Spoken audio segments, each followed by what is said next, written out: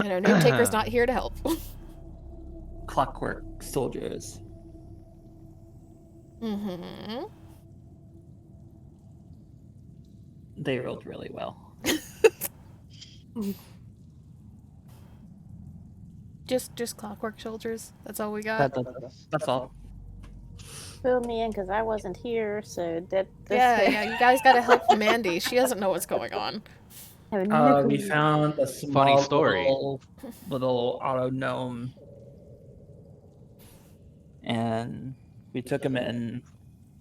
Yeah, we found an auto gnome, kind of like Dobby, and he was just being chased around by some clockwork spider type creatures. So we killed those, and then Dobby was like, "Can I repay you with eternal servitude?" And we're like, "You don't have to be a servant." And he's just like, "I know no other life." And it's like, we'll get you there. And then I forget where all of that happened, but now we're on the ship. Well, you were on the ship the entire time. Now we're on the ship. Oh yeah, it's called we found scratch marks on like it wasn't an entrance, was it? It was like a porthole? Kind of, yes. So they got all the way up to the command deck. Mm-hmm. A trap triggered. They had fun dealing with the trap. And then while they were installing the Spelljammer helm in the command deck, they went poking around and exploring and found some weird scratches in the deck above, which is kind of theorized by the notes on your map that you got from the Academy to be like a beholder resting place of some sort, or someplace that they just like hung out beside the command deck. And so it was decided to go poking around a little bit more. They left Micken in the spelljamming helm. Taylor was tasked with guarding Micken. So that's where Taylor was the entire time. They went poking around and found a couple of floors down a entry off of one of the access tunnels that was very small and led to kind of a partially destroyed workshop that they've continued to follow what they realized to be kind of servant tunnels through the ship, and came onto a site of kind of carnage and gore in the mechanical sense, where they found those clockwork horrors were cannibalizing a handful of auto gnomes to create more clockwork horrors. And the only one that was still alive that they found was a little golden coppery auto gnome that went by Whizpop. And decided to kind of take him in and protect him after what he had gone through. And everybody was exposed to the first fun horror of the Spelljammer setting in the Clockwork Horrors, that those machines have no real firm point of origin. It's just known that if you have a Clockwork Horror that gets on your ship or gets somewhere that has enough metal and technology that they can tear apart and put back together, they will slowly amass and build more and more and more Clockwork Horrors. And it was decided to get Whizpop mended up enough to move around, and I believe they were heading back up to Taylor to double check on Taylor and Micken and fill everybody in on what was going on. Gotcha.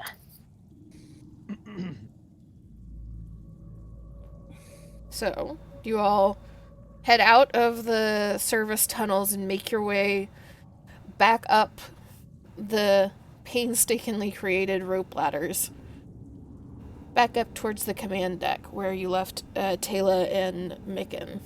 And you know that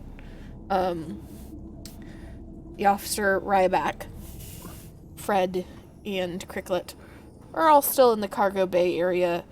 Probably still trying to recover a little bit and set up shop after all of your guys' stuff being just thrown around when the ship decided it wanted to turn into a spinning top. Yeah, that did we describe the trap, the actual nature of the trap? No. Yeah, so the trap triggered Mandy. It sent Spinning top. the ship into a literal, like, insane tailspin, but it was resting in place, so we just got fucking blendered. Yeah, it was Well, a not spinning top. blendered. There were no blades, but we got spun around. Yeah. Right round. It was a top. Yeah, but we were inside it. Yeah. It was a carnival ride that turned out to not be fun. Yeah, the hurl and whirl.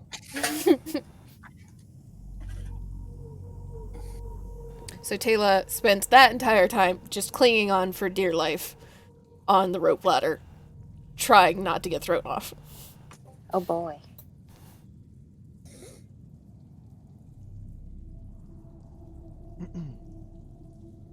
Alright. So are we just going to have... Hi, Amy. Hi, Amy. We just finished Legitimately- filling Mandy in, Yeah. Oh, okay. so you've missed nothing. Oh, the little personal horror story for Button. Yeah. Button's not super thrilled with what was uncovered on the ship. No, Button made a new friend. Button and Button's new friend are in danger. Also, we didn't start yet, right? Well, we're starting on the recording, yes. Okay. I'd like to request someone help me with notes because guess what sailor ripped their pants, their Type 3s today? And guess what wife needs to sew those pants right now so they can be washed and ready tomorrow because they need Type 3s tomorrow because a certain important someone is going to be there tomorrow for some fucking reason. No one knows. Probably because they want to take a vacation in Florida. I know. I said important someone. Welcome. I'm a professional Navy wife. I know what I'm doing. So he needs his fucking pants, which have been ripped. So I got to break out the sewing kit. So can someone take notes for me, please? Mhm. Yep. I'll Thank take. you. They're not going to be great, but they're going to be. You're welcome. Huh? So, everybody is going up the access shaft. You make it back to the command deck without any issues. At Taylor, you see one by one them popping out over the edge of the access shaft with a new friend towards the back of the pack. Everybody okay? And who is this?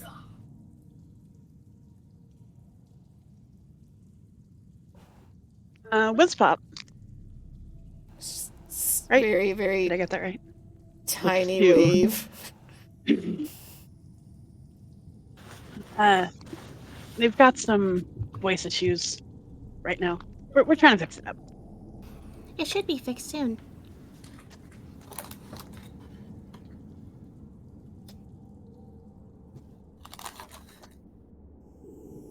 So, anything crazy happen up here? Shorts has Because we had a distracted her. day. Because we've had a bit of a journey.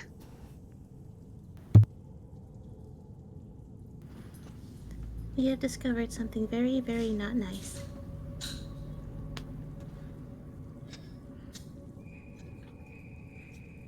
We took care of it, though. Nothing on the ship, or that's causing. That we know of. I have reason to believe that there very is much danger on the ship. Still? Well, yes. This event occurred approximately 3 to 4 weeks ago. It takes approximately 1 week for it to replicate itself. all the ones that we have encountered could have been built recently and the original could still be on the ship. Therefore, I think it is still there, and as a precaution, we should be careful and make everyone aware of the situation.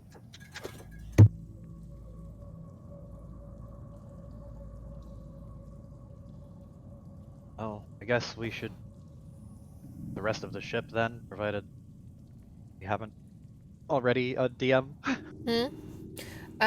You guys have essentially explored like 1 3/4 of 2 of the shafts. There's one other shaft you have not gone up and down. However, to assuage some concerns about it, you can use your time, because you're going to be on this ship for a while. You can use your time to more thoroughly explore the ship however you would like.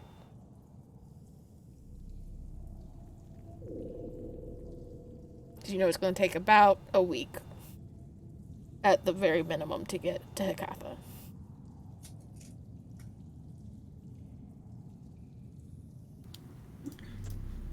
Well, as long as we stick together, we should be fine. I'd like to Right? request that Wispop and I are not alone. You get I'll this be like little sure- gear grinding noise, and Wizpop points at Button in agreement. I'll be sure to at least 2 members of the crew are with you at all times. That said, try and stay in sight regardless. That is the plan.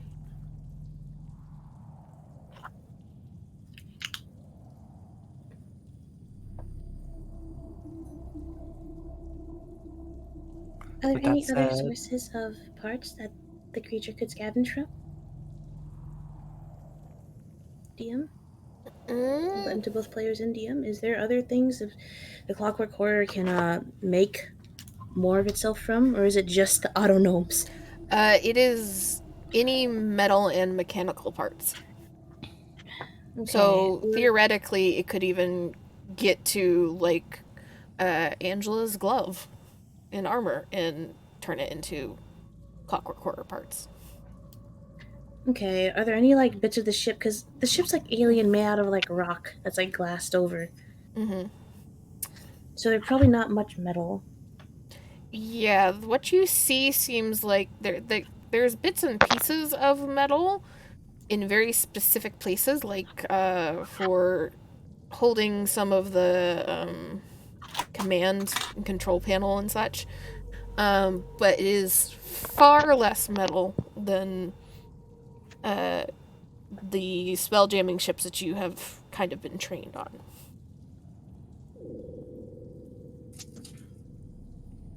So you assume that it would be anything inside the ship and not a part of the ship that they might be using. Gotcha. Okay. Alright. Button's next objectives: take inventory of all possible Clockwork Horror parts. Items number 1 and 2 and 3 are Wispop, Button themselves, and Angela's glove. There's not like a, I don't know, like a run system scan sort of thing for the once the chair gets installed. The Spelljammer can try to attune with the ship a little bit more and try to kind of sniff out anything in the ship that they can sense. The only challenge, as kind of established last time, is that because the ship is so alien and so big, because this is absolutely massive, like 3 or 4 times the size of the galleon, which would be the largest ship that any of the spell jamming training would have introduced you to. It is a little hard to know with 100% certainty, at least quickly. But you can try to set Micken, or one of you can try to get onto the spelljamming helm yourself to try and see if you can figure out anything more that might be going on.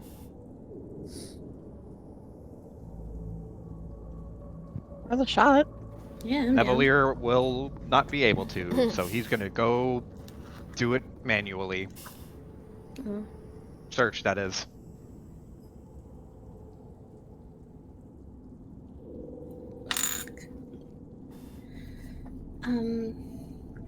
Could Button do that while he does manual search? Or would you like Sure. company manual search? You can hop onto the spelljamming chair if you kind of tell Micken that you're wanting to do something. He'll step aside, and you can get into the spelljamming chair and make a Arcana roll for me real fast. Oh shit. Okay. Dirty 20. You get into the spelljamming helm and kind of settle into the chair. And it takes you a second because this is unfamiliar chair, unfamiliar ship, but you've become adept enough in your training at the academy that you figure out how to spread your magic correctly and connect to the ship. And for a moment, it is almost overwhelming, the amount of information that just instantly floods into you because of the size of the ship. You have gone from being probably the smallest creature on the ship to being the entire ship. It is like an ant all of a sudden being aware of everything in a car. And you take a moment and slowly even everything out. And you find yourself connected to the ship. Fully and in control of it. There's parts of it that you know are there and you think you can guess at the function, but you can't even begin to imagine how to actually use them. Like the antennae that come off the ship that you know through Micken's kind of ramblings about Tyrant ships are what is used to extend and heighten the ray spells and ray vision of the beholders. And they just kind of float aimlessly with the ship, unable to connect to anything that you are able to provide. What exactly are you trying to do? I think whatever Joe said, it was like locate all the possible things. Just feel for creepy crawlies. Yeah. Okay. Let me see. How do you... Oh my god. Golf cart did this. Are you okay? I've started sewing it. I'm about to start sewing. I need to pin all of this in place now. And she's like, a golf cart did this. A fucking golf cart did this. Don't mind me. So you can really quick before you pin, roll me in actually, what is your passive on this? Not enough. Roll me an investigation. Button is not smart. Button is wise. Is it investigation? Mm-hmm. Oof. Okay. 10. So you start trying to feel out everything that is on the ship. It takes a bit, and you start to, in your mind, just decide, okay, I'm going to do a grid pattern. Start up here, grid across this deck, go down, go down, go down. And you can feel all of your friends and crewmates, or most of them, around you. And you can sense Ryback and Fred and Cricklet moving around in the cargo deck at the very bottom of the ship. And you can sense that that room is a mess right now. You left it kind of empty with just a bunch of crates stacked up, and there's just shit all over the place now. So they're having a time of it. And as you kind of comb through level by level, you sense more and more of those tunnels that you found Wizpop and the horrors in. They seem to kind of just spiderweb portions of the ship, primarily focused around the access shafts. And you don't feel anything moving in them at the moment. You can feel tables and a couple of chairs and maybe some equipment at various points. But there doesn't seem to be any footsteps or anything in any of those halls.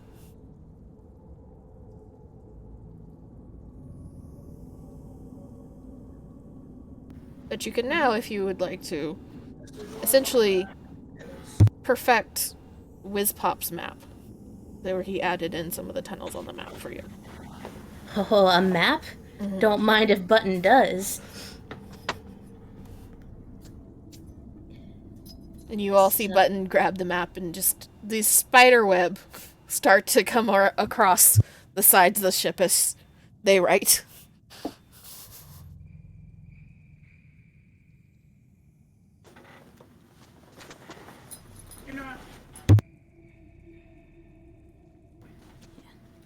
Button, Okay. Button making map. Went from Huh. horror to I get to do the one thing that I like doing the most. Mm-hmm. It's lovely to have hobbies. Okay. Well, I have good news and I have bad news. What would you like to hear first? Start with the Good bad news. news. Or start with the good news. Kind of look at each other. Well, the good news is that I was able to complete the map, so we have a map of all of the tunnel systems that were made that we were not aware of beforehand.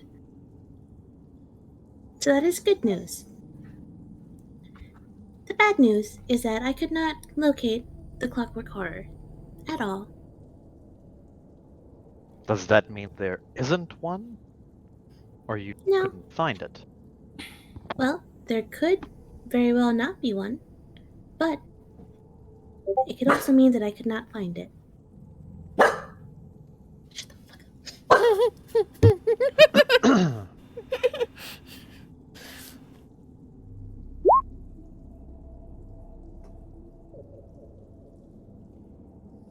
So, if you're in the chair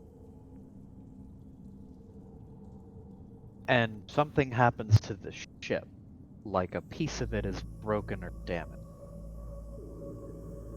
would you feel it? In theory, yes. However, motherfucker. Very angry.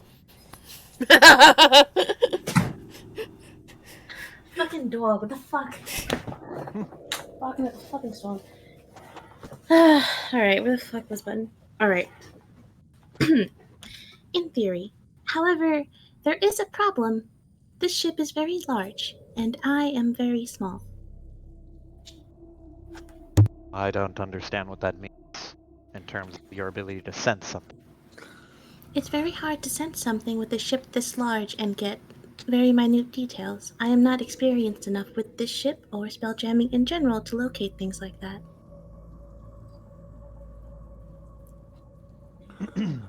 It just means we'll have to keep vigilance at all times. We'll None. make sure a regular group sweeps the area. None. Is there anything else that we should be alerted of before we finalize our preparations?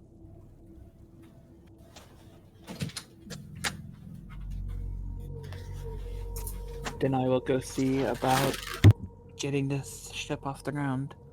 It's already in flight. Oh, Yeah, Well, then I'll Micken see started about the making flight sure- when you guys left the command deck. Gotcha. Then I'll see about making sure this flight goes smoothly. Then Did we inform Ryback just in case? Maybe. that will be part of it.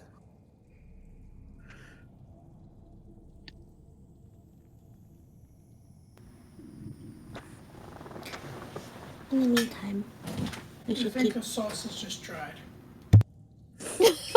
Poor Amy. I always forget character names. I wish that the character names would show up at the fucking bottom of the screen.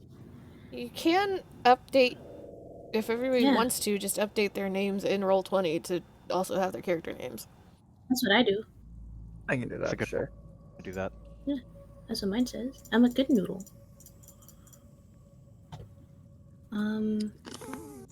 What was I gonna say? Save this document or my notes get lost. There we go. Jesus Christ. Fuck, I don't know, man. Take note of all metal in ship. Because that's what it wants.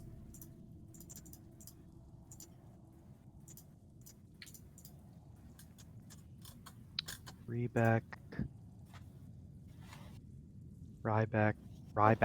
Mm-hmm. And okay.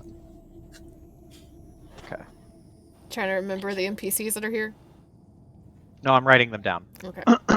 I'm noting that like we have a map of the tunnel system. We don't know if there's any more spideries on board, and if there are, we don't know where they are. Yeah. Button can't really sense them because it's complicated. So keep our eyes peeled, and then Angela's gonna go tell the other NPCs like, hey, If you fucking don't want to go all the way look down out. there, you don't have to, because remember, you all got sending stones. Yeah, I have the sending You stone. do? Yeah, I have the sending stone that I was gonna talk to him through. Oh, okay. So, quick question, Z. Mm. Did the Clockwork Horror appear 3 weeks ago, or like how many weeks ago was that again? 3. 3. Okay. Okay, so oh boy. Okay. There were 9. Okay. Button is probably muttering numbers Hmm. as they're doing like the map. Oh, okay, well, 9 minus 3 is 6.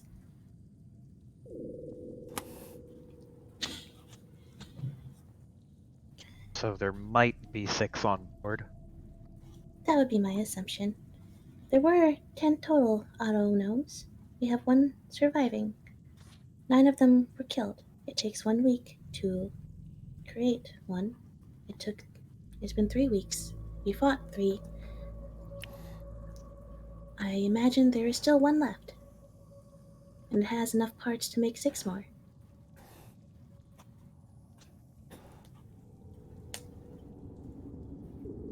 I could be wrong.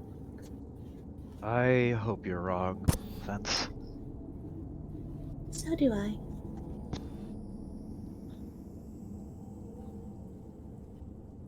But, on the bright side, we have a map, which I would like to study.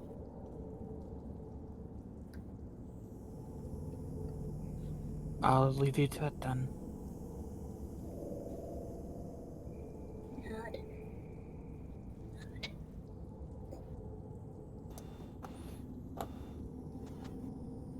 Alright, let's go do things.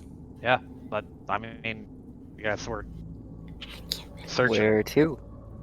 Yeah, we're good. We go flying. Flying? We're going flying? We're You going can flying. try to accomplish specific tasks. You can, if there's any RP that you want to get out of the way, you can also do that. This is a little bit of a limbo time that you have at your disposal.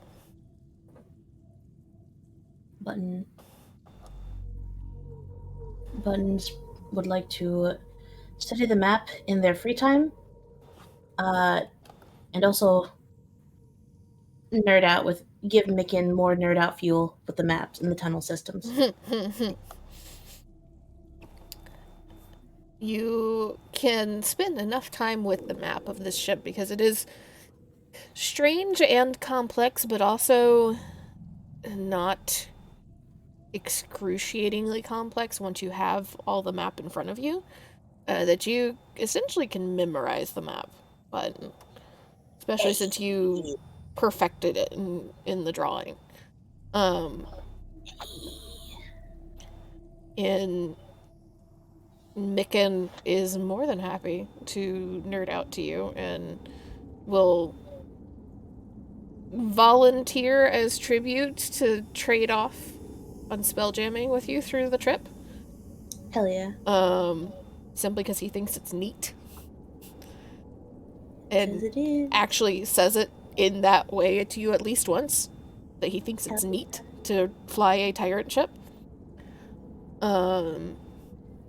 If there's anything specific you would like to learn about Spelljammers, you can pick 2 or 3 questions and ask him, and he will be more than happy to expand on it for you. On Spelljammers in general? Spelljammers, spelljamming, things like that. Okay. And if you need to sit there and think for a little bit, you can.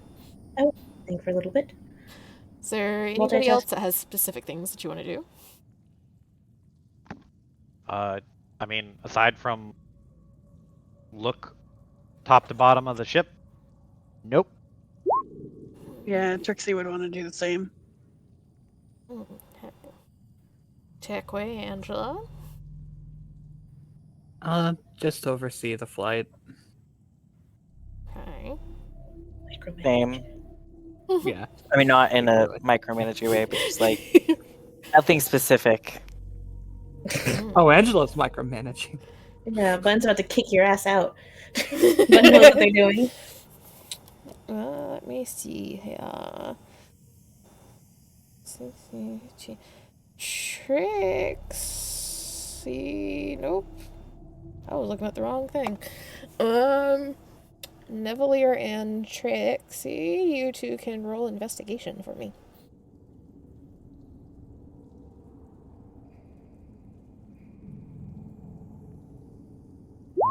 Okay. That's about as good as I expected. I don't see anything for you. Yeah, what's your roll? There you Oh, go. I see it. Oof. Yeah. That's it's not the worst.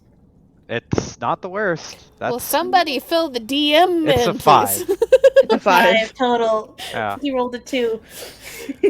Yep. Okay. So, as the flight progresses, it takes about the rest of... It took you about a day in total to land, kind of poke around the ship, get up to the command deck, get all the way back down to where Wizpop was, and handle those, and then get back up to the command deck again. And so by the time you reach down to the cargo bay, it's been about 10, 11 hours in total. And it's getting onto what all of you would view as nighttime. The cargo bay is a mess. They have kind of taken one of the outlets, not outlets, kind of niches in the side of the bay that they were in, and set up a bunk area for everybody.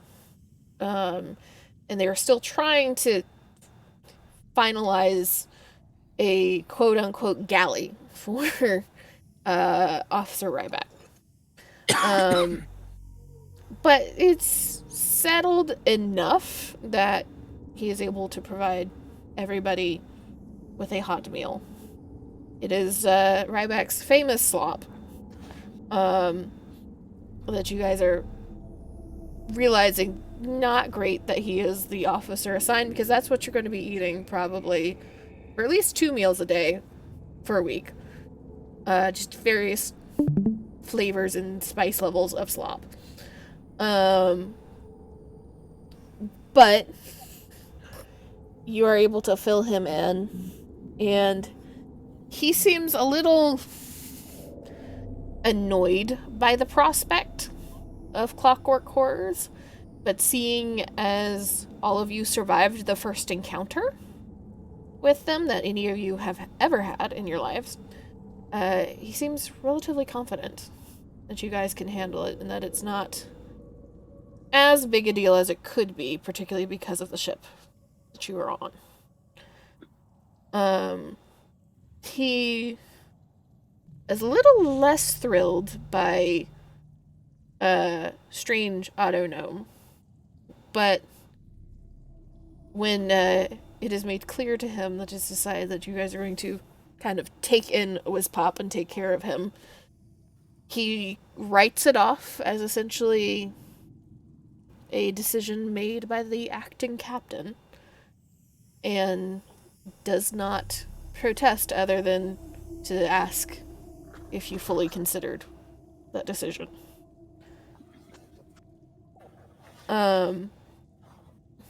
As Trix and Nevelier, as the two of you kind of explore the ship more, you find a couple of other pockets where you realize are the kind of auto gnomes spaces within this ship that are to varying degrees destroyed.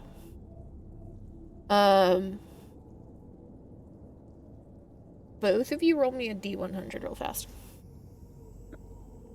Let me pull this up. 7. 40. Give me a second to find what I'm looking for, because I'm going to play with a new toy. Oh, nice. You guys might be in danger. Fun. Yeah. You eat danger for breakfast. Mm.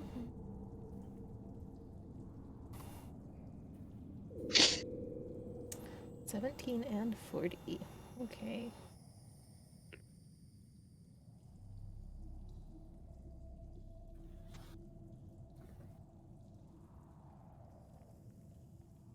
Why do you do this to me? Nothing annoys me more than the urge for every program to just auto full window when you're moving it around. I fight with it so much. It'd be like that sometimes. Sorry. Random pet peeve. So... There we go.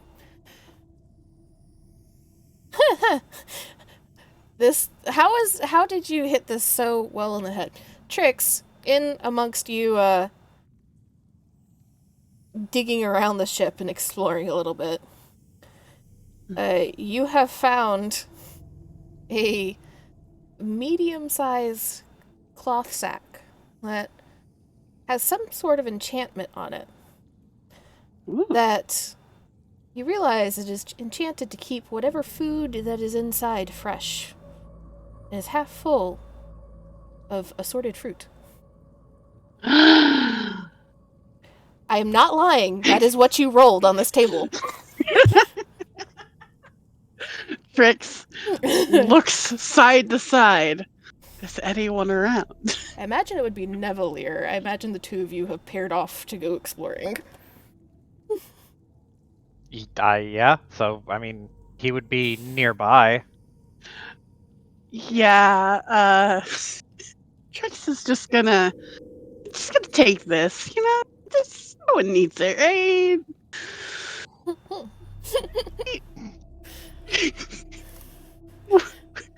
When his back is turned, she's totally gonna just fucking take it. Oh no. And,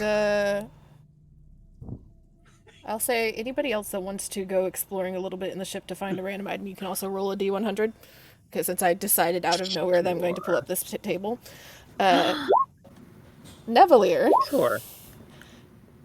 You find looks like a little chest that was tucked away in one of the rooms being utilized by the auto gnomes. maybe to either utilize what was in it for something or to sell it at some point. You're not sure because it's fairly well taken care of. You open it, and inside you find a pair of red Hakama pants Huh. from the very, very high quality. It looks like there is designs on there from some culture that is foreign to you. You can try to roll a history if you'd like to try and figure out where they are from. I'm if you not don't good care. at it. No, no, I don't care. Okay. Taylor. Let's see here.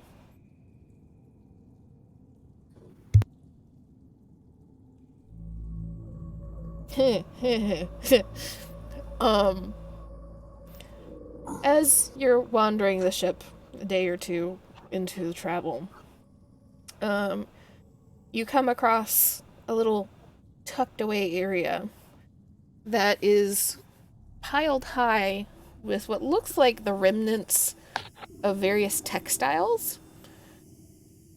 Under the pile of kind of worn and burnt and variously damaged textiles, you find a full rug made of various kinds of, looks like luminescent fibers or luminescent hair. You're not quite certain, but it does glow very faintly as you roll it out.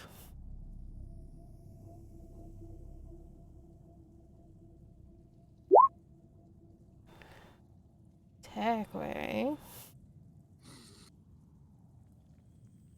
Oh. Oh. What? I read the first half, I was like, oh, cute. I read the second half, oh boy. Oh no. As you go digging through one of the higher up decks on this ship, you find tucked away into a corner a perfectly spherical glass tank filled with kind of brackish, briny water. And as you're looking, make a nature check for me real fast. Okay. You're a ranger. This must be good, right? Right. It's could be worse. Ooh. Ooh. You see inside a little tadpole-looking thing that you are 100% certain is not a tadpole. It is something else, something alien and maybe a little unsettling, but you can't quite place what exactly it is. Swimming in the water. Very much alive. Noted. I'm gonna share my discovery with everyone else. Anybody else want to roll a nature check for him real fast? Unfortunately, I would love to. Unfortunately, it is intelligence. With the guidance from Taylor. 13. 13. Plus Go. 4 with the guidance from Taylor. 17. As Tekwe shows this to you, you look inside and immediately peg it from a book that you read. That's a mind flayer tadpole. Oh shit! You see Aw. Angela take it, examine it, and then immediately just crush it between her hands. Oh. It's funny because when you said tadpole, I immediately knew what that was. Why did you do that? It's best you don't know. It's a very unhelpful answer. If we encounter those in the future, I think it'd be best if we knew what they were. Very well then. These things burrow into your mind and take you over. They're known as, I don't know what they're actually called. Mind flare tadpole's fine. They're just tadpoles. Okay, they're tadpoles. Because the technical term is illithid tadpole, but I don't like saying illithid. These things turn you into mind flayers. Hmm. You were minutes away from it burrowing into you and taking over your mind. You're welcome. She just prestidigitations her hand of the muck and just goes on her business. It's just like in shock. Angela, you happen to find amongst the ship a leather headdress that seems to be made of crow feathers, though the feathers themselves are a little bit longer and a little bit inkier in color than you would assume a standard crow would look. Okay. And button. Oh, you're gonna like this. This was another perfect roll. Oh? You find hidden amongst one of the auto gnome rooms and wreckages a very crude map of a place called the Rock of Brawl. BRAL. Which all of you know and have heard of many times while at the academy as being one of the major realm space ports where almost all Spelljammers end up going through quite often if they call their home world Toril.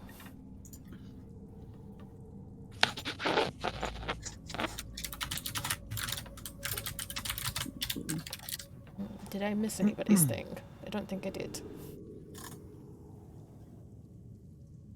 Okay. Nope.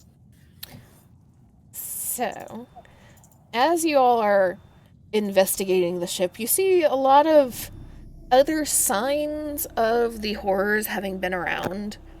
But you don't see any or hear any signs of any active horrors as you're moving around. Seems, at the very least, like if there are still horrors on the ship, they are trying to avoid you.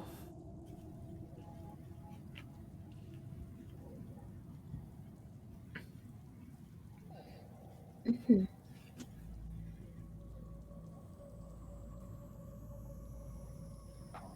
Well, now what?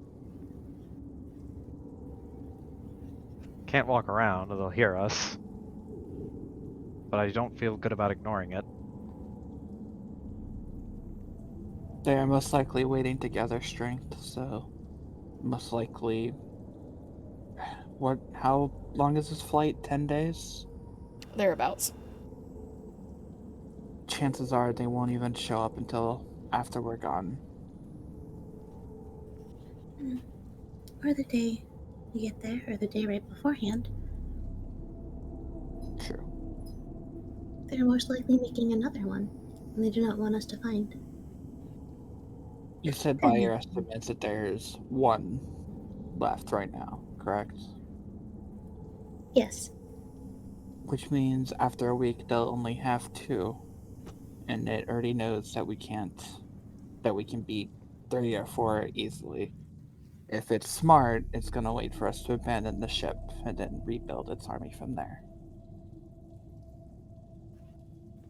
If it is smart. Ow, fuck! I know Button, that are was you an okay? actual, like, Amy ouch, but you said it in a button voice.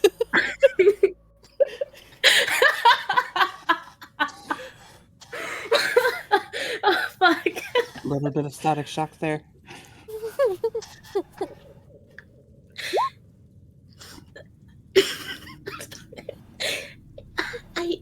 I suppose, yes. I was not aware I could feel pain. I suppose if it's electric, I can feel it. A new weakness has been discovered. Is this what you all feel at all times? It's very I'm- unpleasant. I No. actually don't feel pain either, so I can't say yes or no.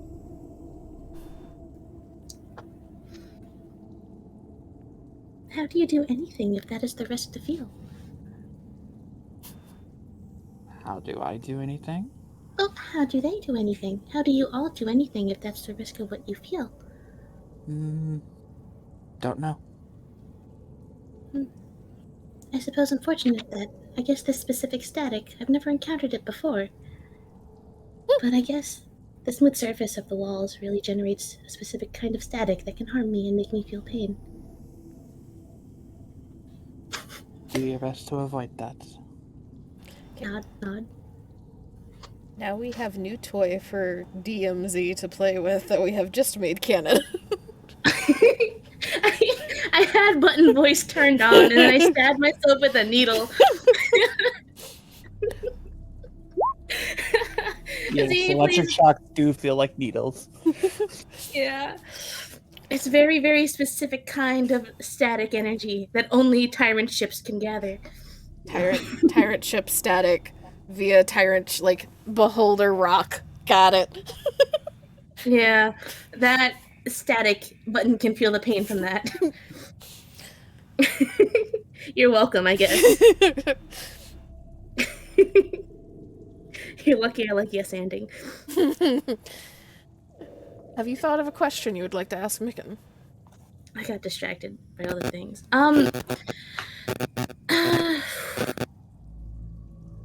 Yeah, I got a couple. I don't know if they're plot relevant though. But it would be things Button would wonder about. So You if guys anyone hear that? has any... Yeah, whose I has the do. static? Hello? I think it might be Somebody's Amy. staticking. There was Amy, say something. Say something. Not me.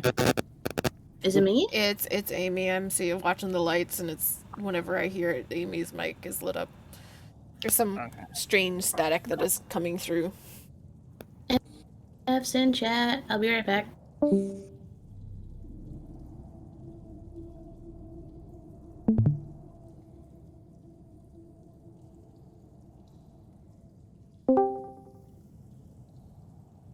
Is fixed? so far. So far, yeah. So It wasn't a constant static. It was just sometimes. Fuck, what was I saying? Alright. So I have a couple of meaningless questions. So if anyone has any ideas of plot relevant or useful questions, now would be the time to suggest them, and I shall look them over and think about asking them. About spelljammers or spelljamming. Yeah. I don't have any relevant, useful questions.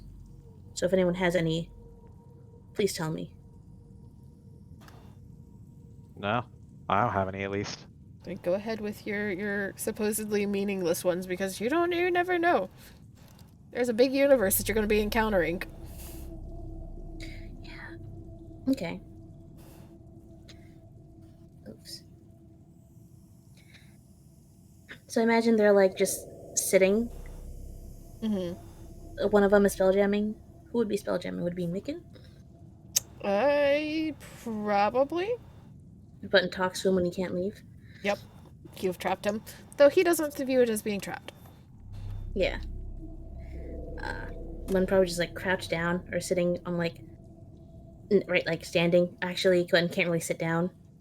Button's too small to be. So just standing next to him. Micken, if you wouldn't mind, I would like to ask you some questions. Yeah, sure. What about?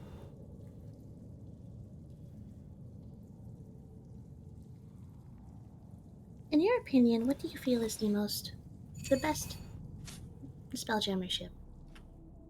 The one that is great for most crews. What? I guess that depends on what you're considering the best. Easiest or strongest or fastest? what I mean, the fastest would be the insect-based ones, for lack of a better term, like the dragonfly and the damselfly and the wasp, and those are fast, but they also, some of them only have a crew of one, so maybe not a crew. Uh, Generally, the bigger the stronger, because you like. Okay, so you know, like generally bigger, the more weapons you can have, and like the more armor and things that you can have on the ship. So like galleons and turtles and those are strongest. Case in point, and he just kind of like motions around the Tyrant ship. I mean, there's also like the various dreadnought ships out there, but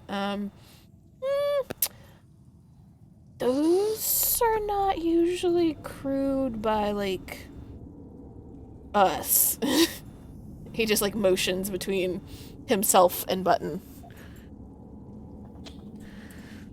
Who are they crewed by? Depends on the type of dreadnought.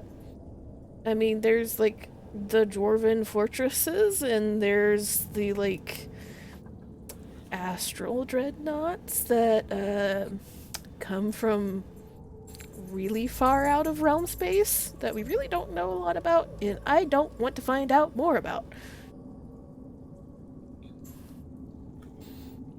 Why is that? He just kind of gives you this like look of like, are you serious? And then, okay, they're serious. The astral sea is weird and fucked up, and the people that tend to come from the astral sea are even more so.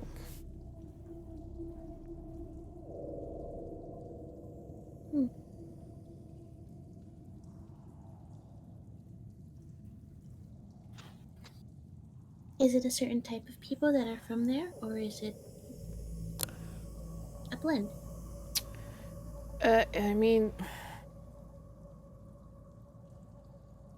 a lot of people say that, like, the various, what do they call them in school? A lot of the aberration type things, like the mind flayers and a lot of the beholders and stuff live there for the most part. But there's like, I don't know. Did you read any of the like I don't like calling them this, but they kind of are like ghost stories and shit in class? Ghost stories? Yeah, I did not really read anything outside of the textbook.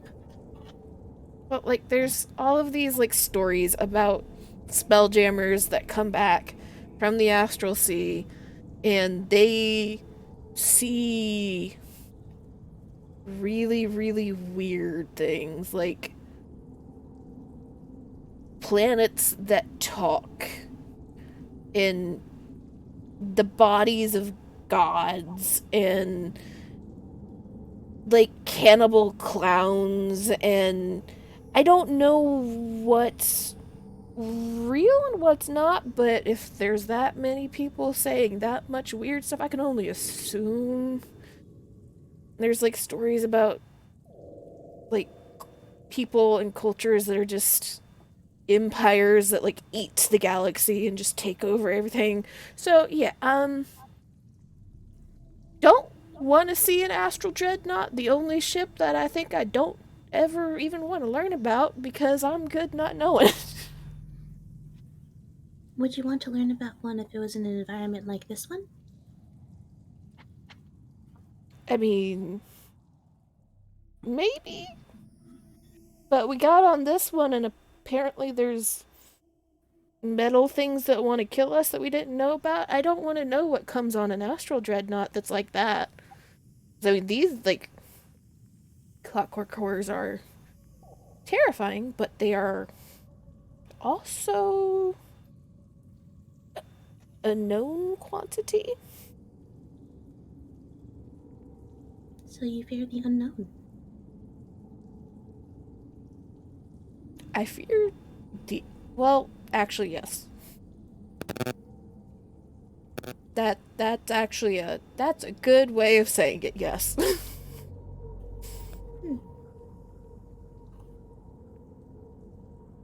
It's a reasonable fear. Mm. He looks a little uncomfortable.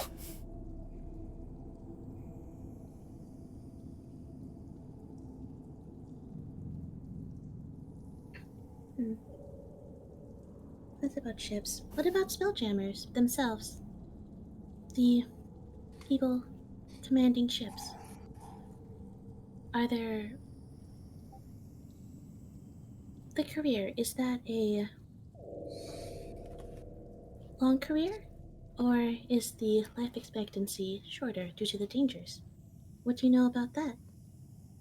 Hmm, I guess it depends on, like, the ship you're on and the crew you're with and what you collectively decide to do or are told to do.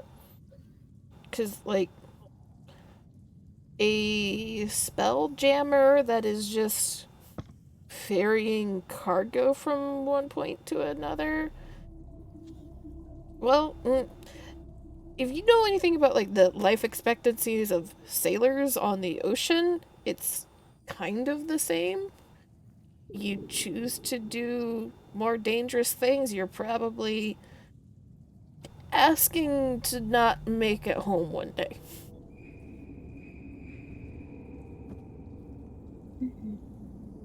The only difference is that there's a small chance of like maybe getting help when you're on the ocean.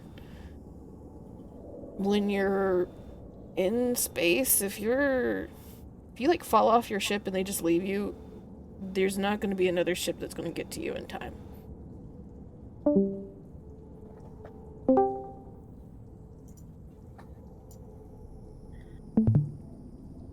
Oh, Well, I mean, you don't breathe, do you? that So is correct. maybe you have a very, very infinitesimal chance. I'd run out of air real fast. Well, it's either you're found and rescued, or you run out of air quickly. I would not run out of air, but I still probably would not be found. There's just a slight, like, kind of awkward expression and, like, rubbing the back of his neck and a nod.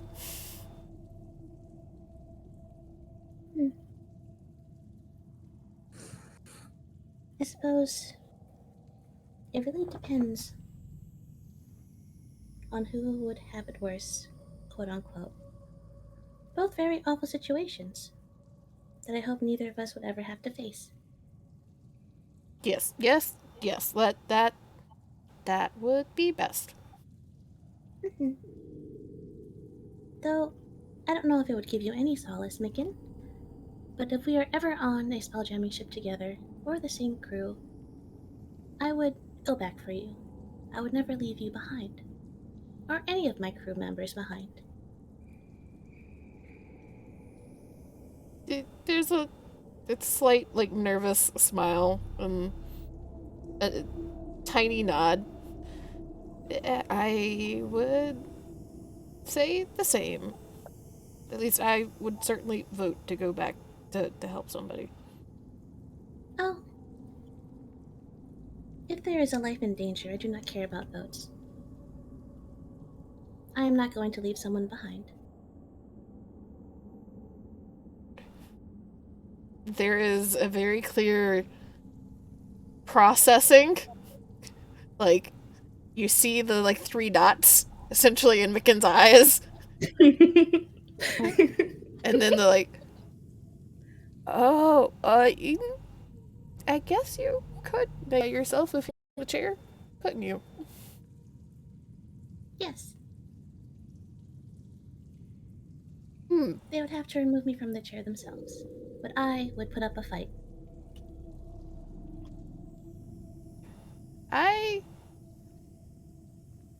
You,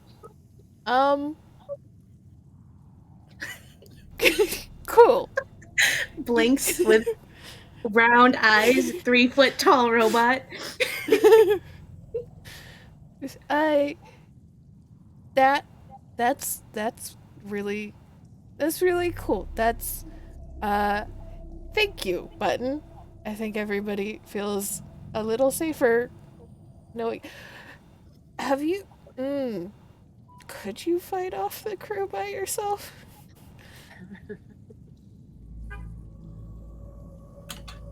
I don't know. I hope I never have to find out. Yeah, that's probably a good wish. Yeah. I think I would be able to take out one person, though, unless they all teamed up against me. D- At least I would hope to take out at least one person. So I can at least get the ship a little closer to whoever may or may not be knocked off board. I'm sorry, I'm just imagining in all of this just a like Button, I'm going after them and turning the ship into a tailspin so that nobody can get to them. Yes, exactly. Making slowly nods. Has anybody told you you're kind of scary? Because you're kind of scary. Blinks. No, that would be a first. I did not think I was programmed to be scary. It, people your size don't. I've never seen somebody your size volunteer to take on a crew before. Well, if someone's life is in danger, that is what I am willing to do. And he nods, like, yeah, it is still really cool. Yes, cool.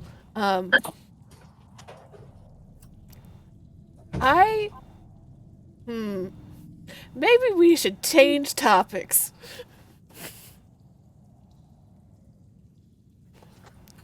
Okay. Would you like to volunteer a topic? I don't. I can ask you more questions if you'd like. I mean, if you have other questions, maybe not about fighting anybody. Something else. Okay. You just see like a moment where Button is just thinking, processing. I have a question.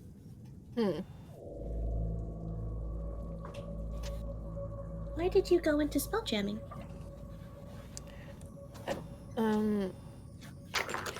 And there's a slight kind of shrinking and a very prominent blush. I wanted to make some money to try and get my fiance a nice house before we got married. Oh, Oh,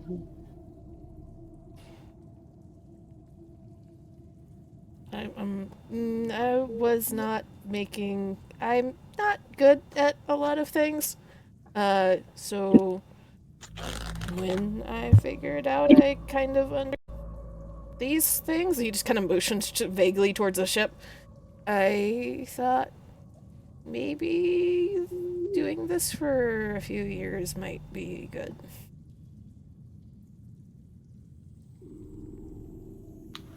well, you are an excellent spelljammer. I'm sure you will have enough money to buy a house in no time.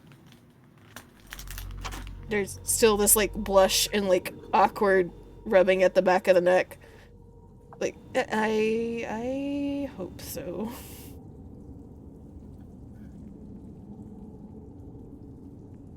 Mhm. What did you do before this? And how did you find out you knew much about this? I was a apprentice, kinda, to a mage in my hometown. But I can do magic, but I'm not the best at it.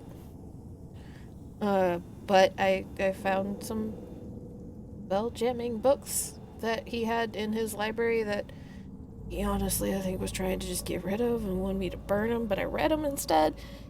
And I remembered them really easily. So I tried to find more and more, and eventually just decided to try for the academy. Probably not my smartest decision, but I'm here. And he kind of like looks around Tyrant ship. Still probably not my smartest decision in context. But um not dead yet. So not that you're supposed to die at the academy. Yeah. You see he's spiraling now. Huh. Well, do you enjoy this? I mean, I like the ships. I like flying the ships. I don't know that I really considered what comes with flying the ships.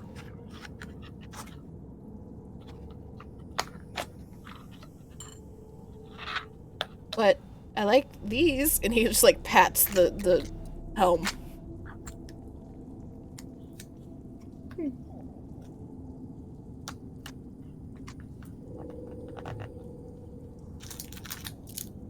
Well,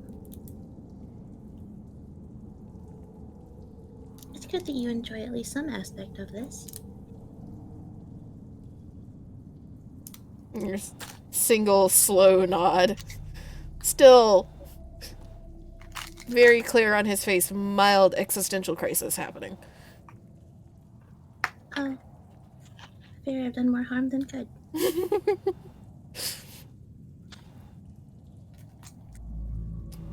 Any other pressing questions for Micken? Nope. Okay. Button wanted to get to know Micken. Button Any- fears that they have caused a crisis. That Button is distressed. Button is not supposed to be made to do this. To be fair, Micken is not the most stable. Uh-oh. Any really quick RP between characters that needs to happen, or is desired to happen, before we time jump you. I'm good for time skip. Jump. Okay. Anyone else? Oh, sorry about that. Go ahead, Amy. Oh, I was just like, Iris, Mandy, are you guys here? Haven't heard you in a hot minute. Just listening. Okie doke. Alright. So, the trip appears to be relatively, quiet over the next several days. Things settle into a fairly easy rotation and pattern. Ryback doesn't really leave the cargo area.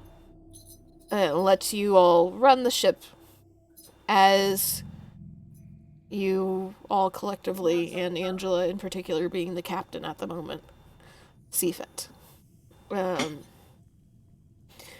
Micken makes a point to try and swap out with Button fairly regularly to almost equally split the time, but still gets an extra couple of hours in because Micken is not super athletic and does not necessarily like making the climb all the way up the ship and back down every time. But he swaps out fairly regularly. Fred and Cricklet essentially work at y'all's disposal whenever you need somebody to keep watch or take a rotation or do something, move something. Cricklet seems to take it all in stride with relatively good humor. Fred, you get the impression, though, none of you quite know how to put an age on plasmoids. You get the impression that Fred is a little older and a little bit more done with everything. And does not really make an effort to hide that impression in that kind of attitude, but still does what needs to be done. As the week progresses, let me see, let me read this real fast to double check one thing.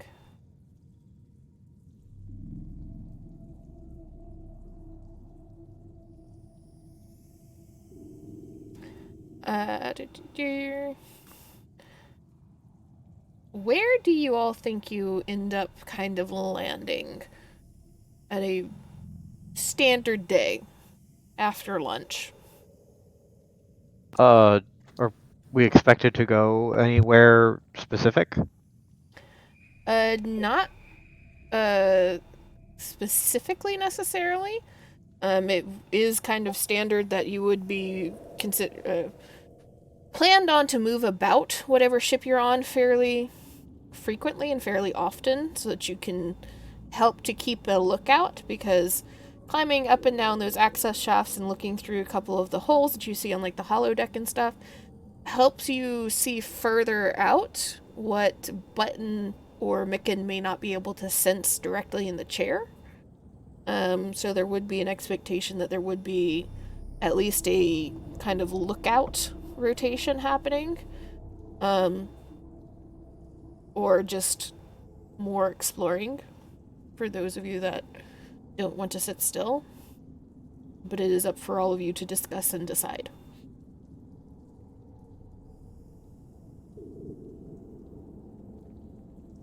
Well, I think Techway would feel better about like having a purpose even if he didn't actually have one.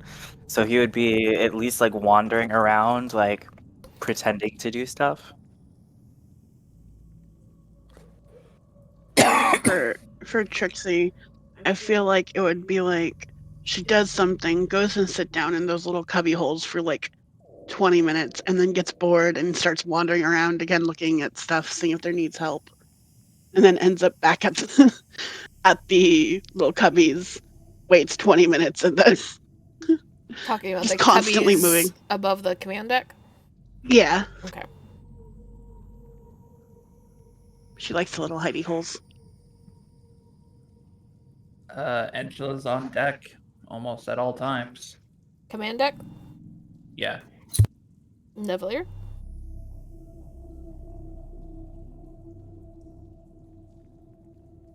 Joseph?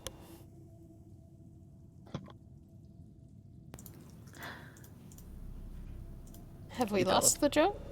He fell asleep. Can you hear me? There we Oh, go. no. Oh, no, again. Oh, sorry. I think my mic was not picking up. So I turned the sensitivity way down because there was background noise and it wasn't picking up my little comments probably. That's fine. But making sure I got all of the notes that I need.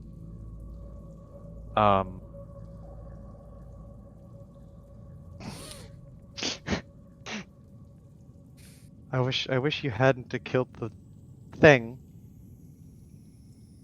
What? the wormy, from a while back. I wish you hadn't the killed the tadpole? wormy because I would have liked the I tadpole. know. But no, I mean Nevalier would have wanted to kill it too, but it would have been a good opportunity to experiment and do Techway wanted to raise blood it. huntery shit. You know that once those develop, they actually like enchant you and charm you into wanting to protect it until it eventually like actually burrows into you, right? I love that. Yeah. Cody, we're on stream. Oh, right. Terrifying. I thought you meant like the swarm keeper. Like, Moving on. Nevalier or Taylor, is there any particular place you think your characters would land? Not in Kind of particular. maybe hanging out near Micken in case they need guidance, and if she's not there, she's doing something for making sure medical's okay, and if she's not there, then she's probably not going anywhere off by herself because she is small and squishy. Okay. Joe? Nevalier, as far as you said, land like on any particular place. Yeah, where in the ship is Nevalier? Oh, he would probably wander around. God, that's such a Stuck on the map again. main deck area. What would be ostensibly like here? The command deck. Yeah, which I Okay. think is this one. No, it's Bottom. this one. Yeah. Yes. But okay, no, that's good. Yeah, he would be in the command deck. 'Cause that's where we also put the chair, right? Yes. Yeah, the command deck. The chair is. I'm gonna go ahead and put this in here for you. That is where Andrew would be at the command deck. Is that what's there? The chair It's has also been where- put here. so where Button would be. Probably. Everyone's in the fucking command deck. Button would also be with Wizpop. Yeah, Wizpop. Because there is auto gnome to attach himself to. As soon as he is fully mended, he is Button's shadow, more or less. He doesn't say a whole lot. It get the distinct impression that he is kind of nervous that he might say something wrong and get in trouble at any given time. Oh. But he follows Button around, and wherever Button lands, which is 90% of the time the command deck, he goes about kind of polishing and cleaning up and fixing, and a lot of the scratches from the clockwork horrors have disappeared because he's like buffed them out of the walls, and makes himself busy by keeping the ship in tip-top shape, question mark, for what a Tyrant ship is. Button likes their new friend. So it sounds like almost everybody's up in the command deck. Make me perception rolls. Everyone or only people in the command deck? Or only people... Everyone, because it sounds like pretty much everybody's up there at this point. With guidance or without guidance? I guess if she's actively looking with guidance. You're just vibing. Okay. 22. It's a very quiet. You've almost been lulled into this like boredom of flight. And all have found yourselves up in the command deck. An hour or two after lunch is over, trying to escape. Probably trying to escape the dishes that were going to happen after lunch, and for some of you, escaping the very pungent odor of a particularly spicy bowl of slop for lunch. That Ryback was very pointed of, like, this is his surprise slop, which are all, those of you that eat, pretty sure the surprise was just a shit ton of peppers. For no apparent reason. And as you all are up on the command deck, Techway, Angela, and Taylor, all of you think you hear a something echoing up from up the access shafts up to the command deck. Something very loud but very far away.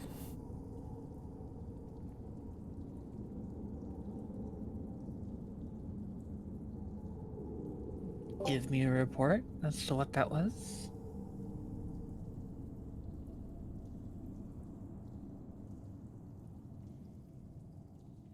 Who are you talking to? Everybody. Oh, so you there's- heard that too? Yes. There was sound. Everyone. Was it in the ship or outside? Sounded like it was in the ship. Button, you are currently on the Spelljammer helm. Roll me an Arcana real fast. DC 10. Oh shit, okay. That's Fuck. not a 10. Fucking can Button use their fucking, they have a thing built for success. Yes. Add a d4. I swear to God, if I roll a 1. Yay! As you... Also, we have like long rest, right? Yes, you all have had a long rest. You look, or you hear your friends start talking about a sound, and so you kind of refocus in on the Spelljammer helm and try to feel out the entirety of the ship. And as you're kind of tracing your way down the access shafts, you sense somebody climbing as fast as they can one of the rope ladders that have been set up. And from the kind of weight and movement, you realize it's Micken moving as fast as he can. And you continue further down. And you realize that the cargo bay below, where the galley and your bunks are, is extremely hot. And it takes you a moment to realize there's a fire.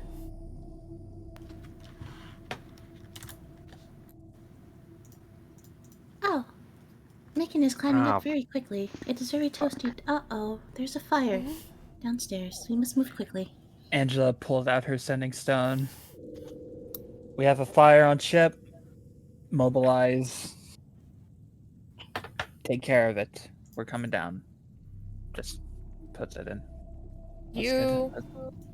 send that, and the only one that responds is Micken.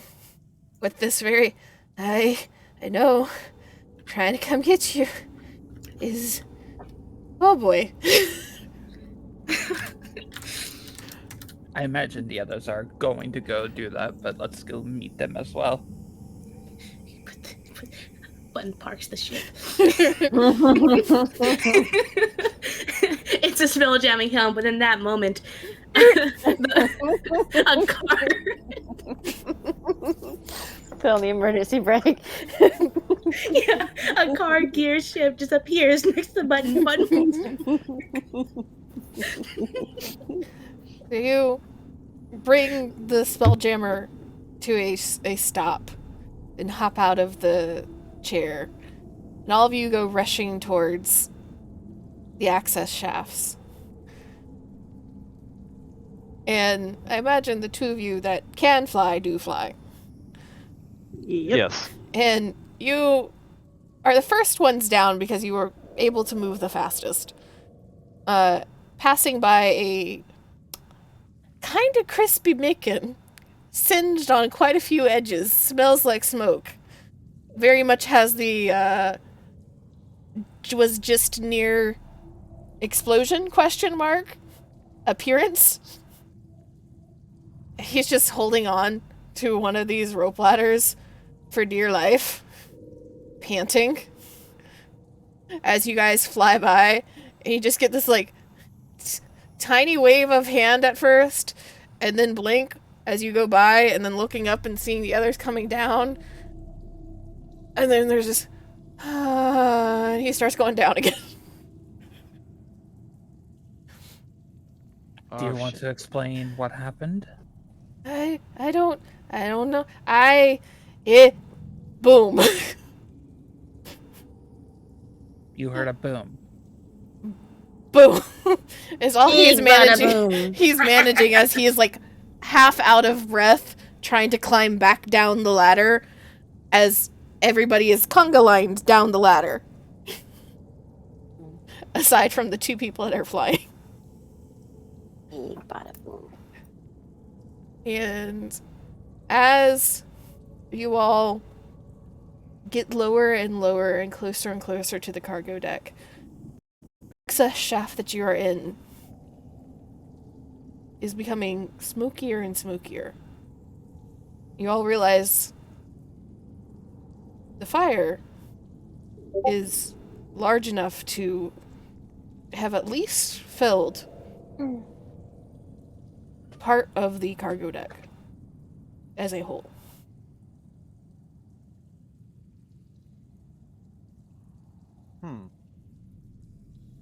First of all, cordon off the area. Move everything that could even be remotely considered flammable. Don't let it spread. Is there anything you'd like to do as you are finishing your climb down, entering into the smoke?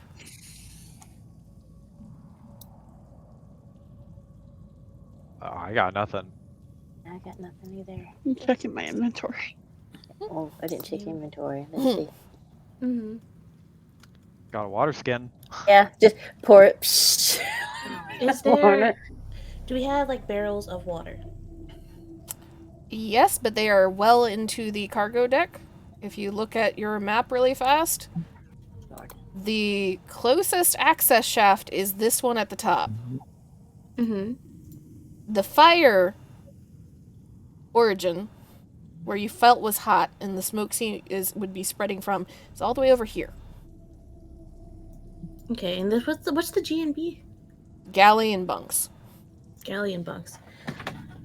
Okay. So the galley is where essentially all of your supplies and everything have been set up, and like a cooking station and a like if crafting station is needed for something is there. Bunks is just cots and hammocks. Okay.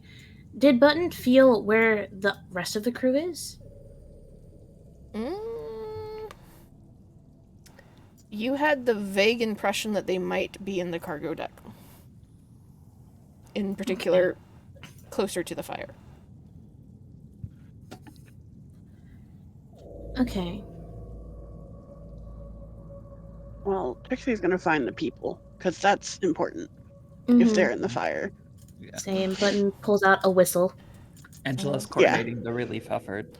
So as you all hit the cargo deck, we're just going to use this map again because it's circular and I'm lazy. As you all hit the hallway below the access shaft heading towards the cargo deck, I need a con save from everybody because of smoke inhalation. Does Button need to make the con save? If you don't breathe, you don't need to make it. No. Okie doke. DC 10 is what you're looking for. Only barely. Really, only barely.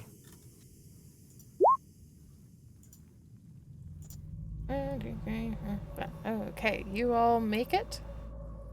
You can feel the smoke entering your lungs.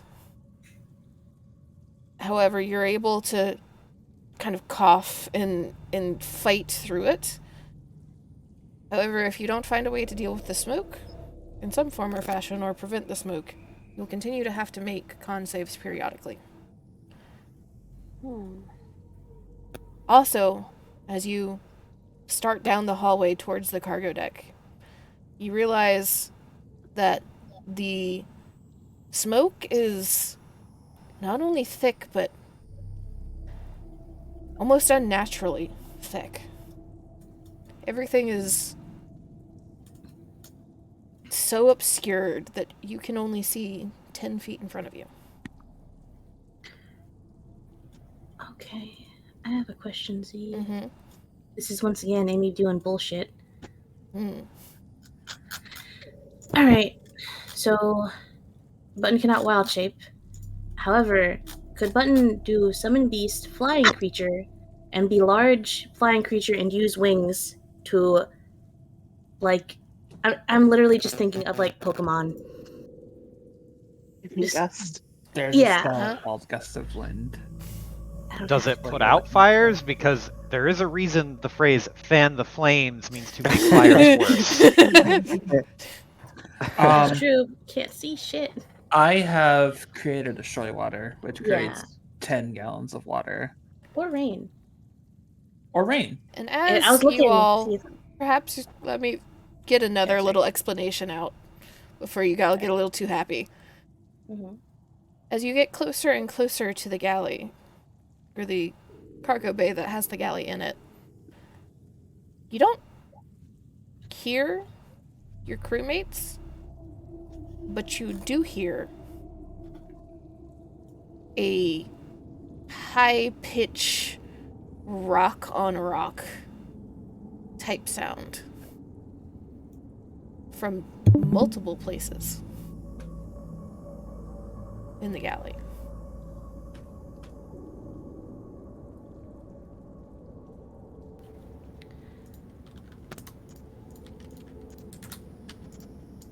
And you all can go ahead and put your tokens over here. That would be the direction you're coming from.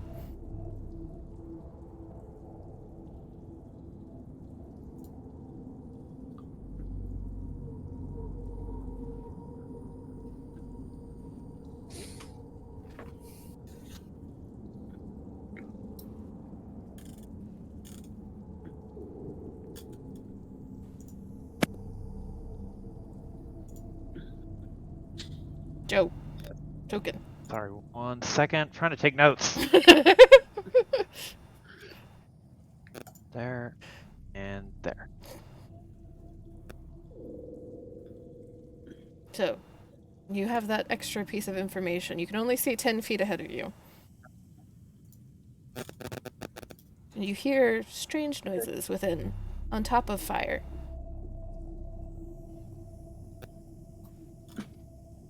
You guys try and deal with the fire. I'll try and find the other crewmates, and I'm going to grab some of the clothing that I have in my Mhm. bag, rip a piece off, and cover my mouth, so I kind of have some kind of cover for breathing a little bit. It's not much, but Okay, you will get a +5 on all of your saves. Button Awesome. will go with Trixie. perfect. Do And y'all have a I'm way to message me in case you need me? Button has a message. No, I don't. Trick- Oh, I thought you did. No. Trixie points to her head. I got you. Button holds up a whistle. Just in case. And I want to try and telepathically talk to Ryback if I can.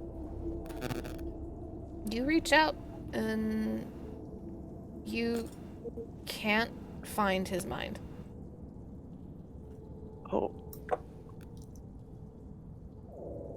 I'm gonna go ahead and cast Mage Armor on myself because.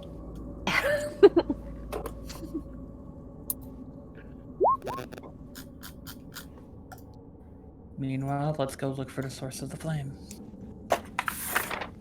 Right. Move your tokens as you would like, bit by bit, not across the room. But In what direction is it the hottest? it seems like it is the hottest, vaguely jaw shape. Like over here-ish. Okay, well, that's the direction I'm going. Okay, pause. Stop. Because as you approach, you can see the vague shape of flame on the floor and on what you realize are some of the crates of supplies that were brought. But you also see, find this shit. Where is it? Above, floating in the air, heading in your direction. You're near. A magma mephit. And as soon as you spot it, it spots you too. And initiative.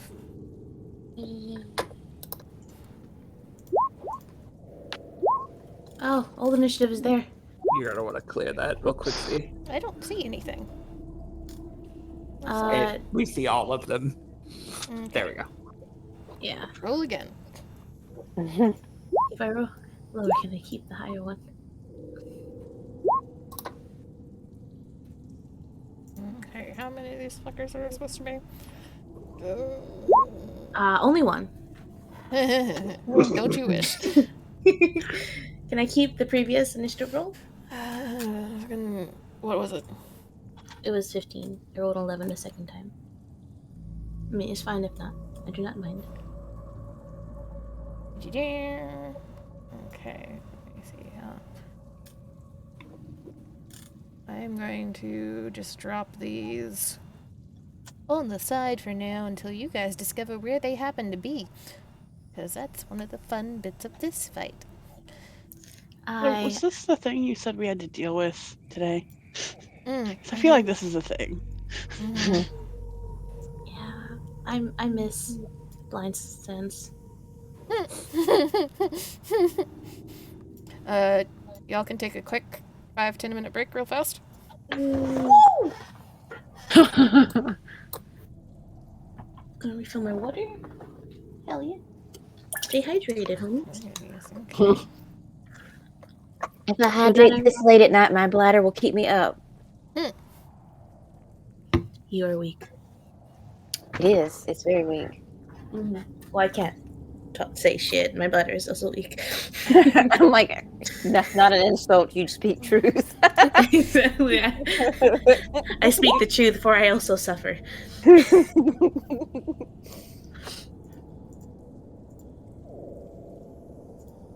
I have nothing to this fight. Woo! Here to heal.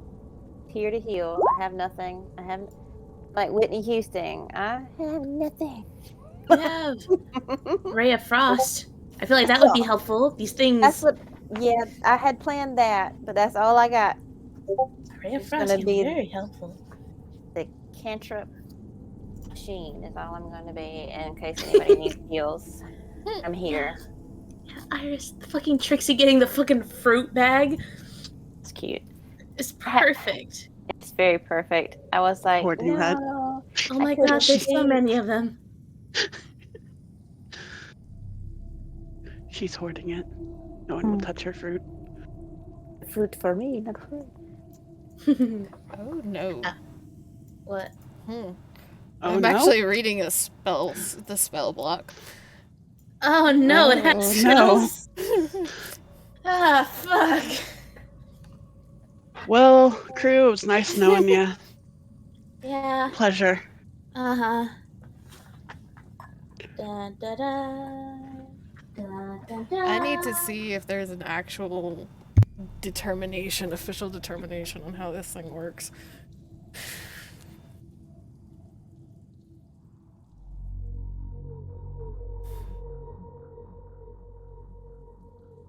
I will be back. Okay. Oh, Captain. I'm Captain. So that does not work. But that'll work.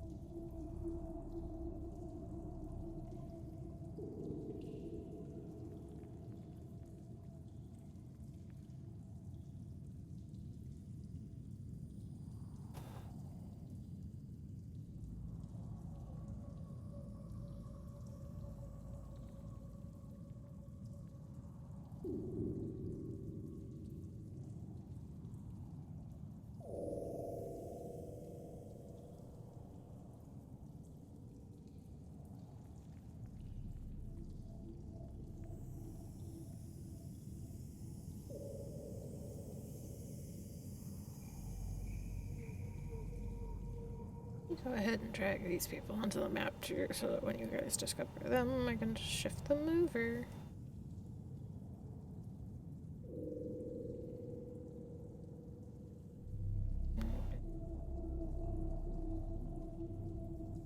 Technically, Micken's back here too.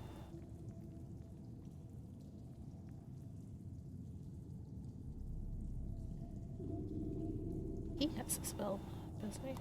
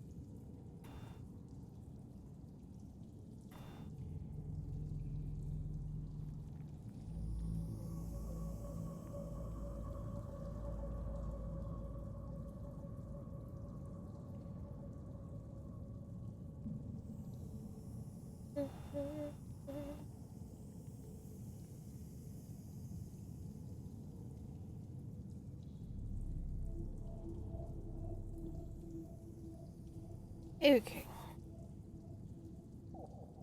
Who do we have? Who do we not have at the moment? Joe I'm is here. here. Piper is here. Here. an Iris and an Amy.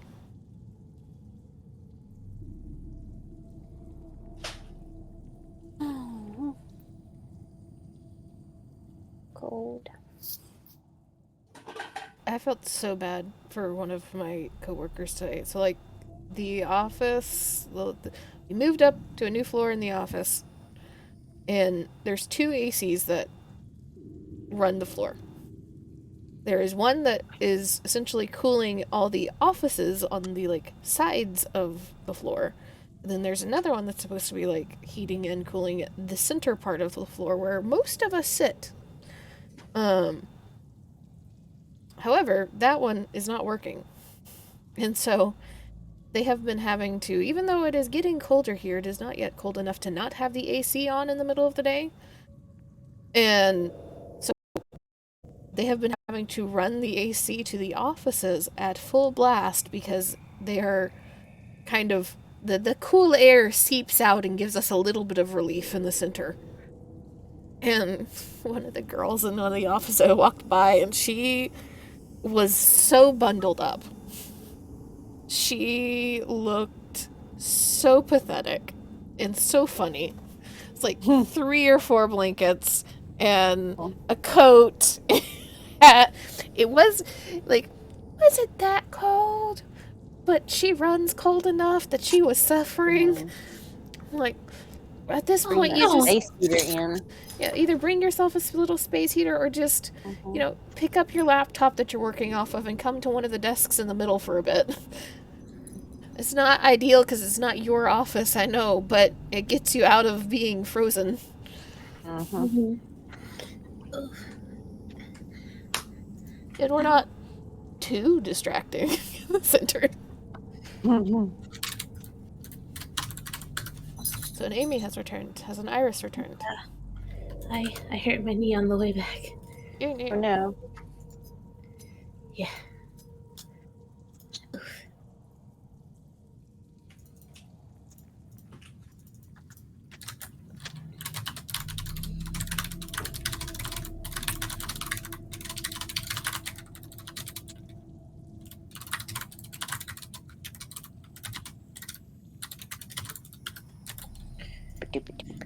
Okay. That's not how that spell works. I wish it was, but it's not.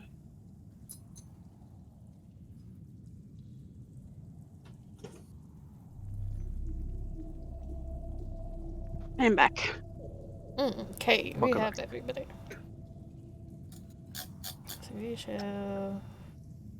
Which one was it? This one? Yes, this one.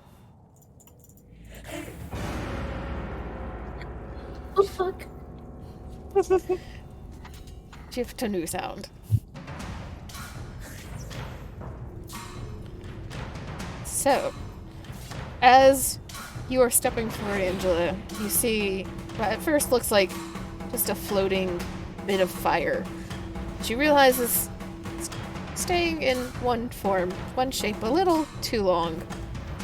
And as you just realize what is in front of you, its attention turns towards you. And you realize it's a magma mephit. And it is your turn. I'm going to toss, create, or destroy water over here. And I'm going to create it as falling rain that extinguishes flames in the area. Okay. So That should clear the fog. At least a little. Continue. you That's not process, sorry. that's your action. Yeah. Is there anything else you would like to do with your turn? Gonna move right up to its face.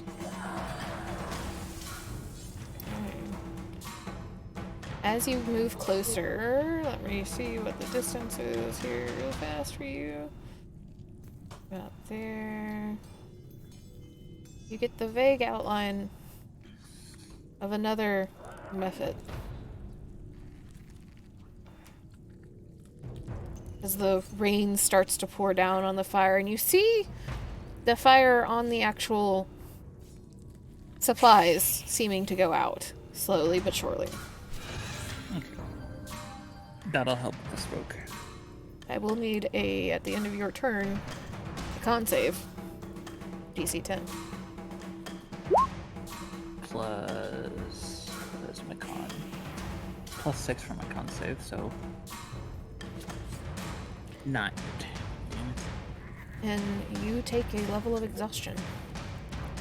Oh, we're dead then. Okay.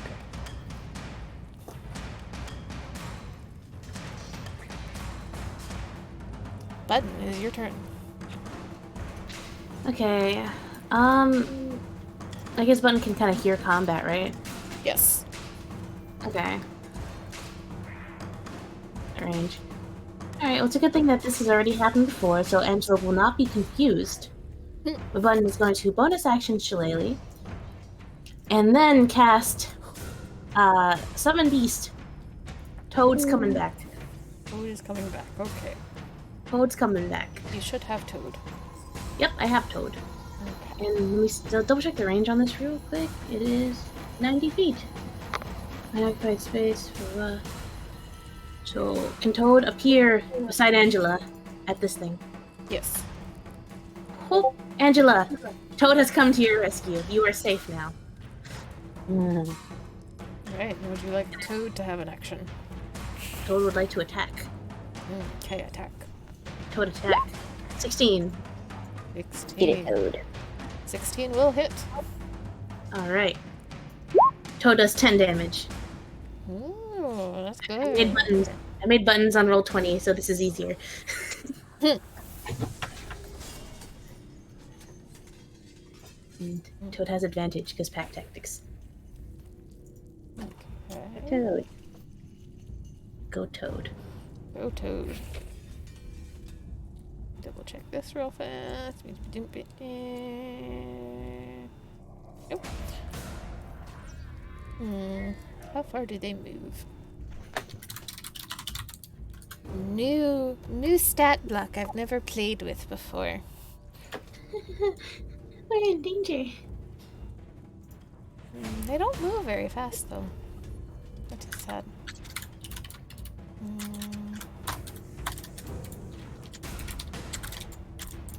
As you're all standing there, Tekwe, you notice out of the corner of your eye a floating, flaming figure out 4 or 5 feet off the ground, coming in your direction. That can't be good. And it is your turn. I'm gonna try to shoot it. Good luck, Joe. If I can find where on the sheet I do that. Here.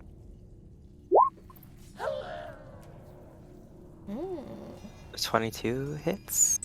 Which one are you aiming at? The one that's coming for me. Alright, the 22 will hit for 12 damage. No. You doing anything else? Yeah, I'm going to use my swarm to do an additional 1d6. Okay. 1 extra damage. Damage is damage. And that's it. Okay. This one will head it towards Angela. And it will... Actually, it should. Yep. I will need a dex save from both Angela and the Toad. DC Oh, no. 11.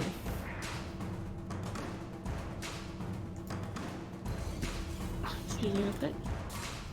Move it stat block. Okay, Angela, you got it? The Toad. Oh my god.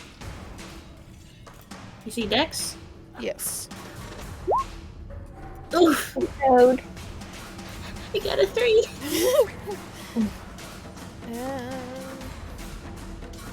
Let us see. I don't feel like pulling that up right now.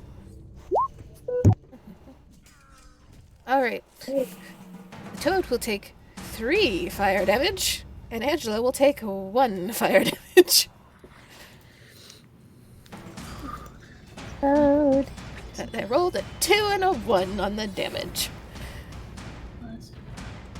And let me see if it gets this big. As the Mephit flies up behind Angela and lets out a cone of fire, Oh Lord. covering both Angela and Toad.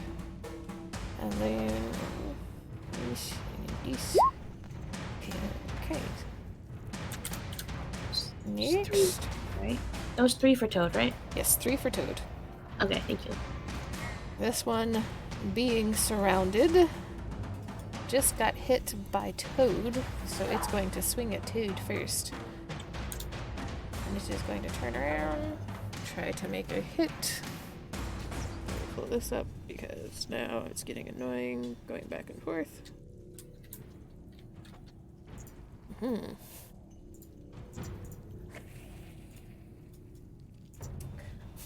I don't think a 7 hits. Nope. Okay. So it tries to claw at the Toad, but the Toad is already hopping around just a little bit, trying to stay off, like, deal with being on fire partially. And then this one is not going to move in range of anybody at the moment to be able to see. Joe is AFK. So we're just going to put Nevalier in a corner for now, because I don't have the capacity to play him right now. Taylor.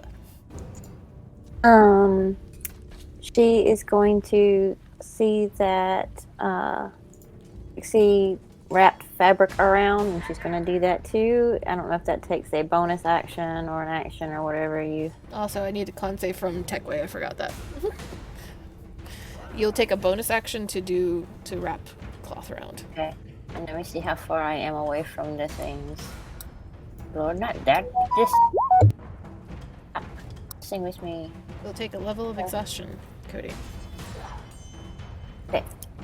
I am within 60 feet, so I am going to Ray of Frost, DC1, since... It'll be at disadvantage because it is heavily obscured. You have to be within 10 feet to not have disadvantage. I'm gonna do it at disadvantage then, because I ain't getting another cantrip anyway, so...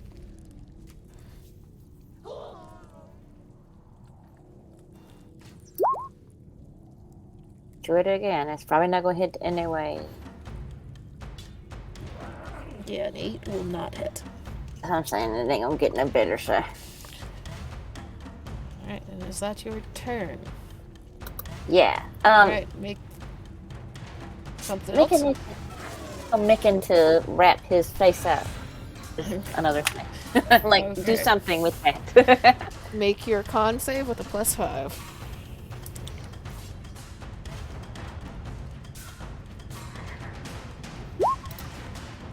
Do it a +5.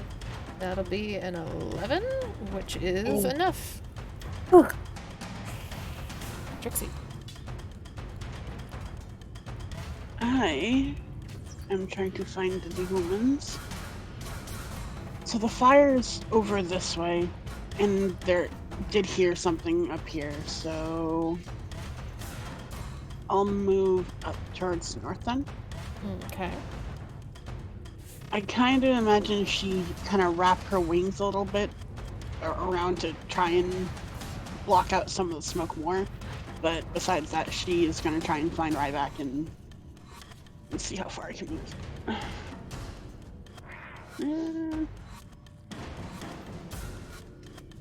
Yeah. As soon as you're within 10 feet, you can see the Mephit. Oh, okay. I'll fight it then.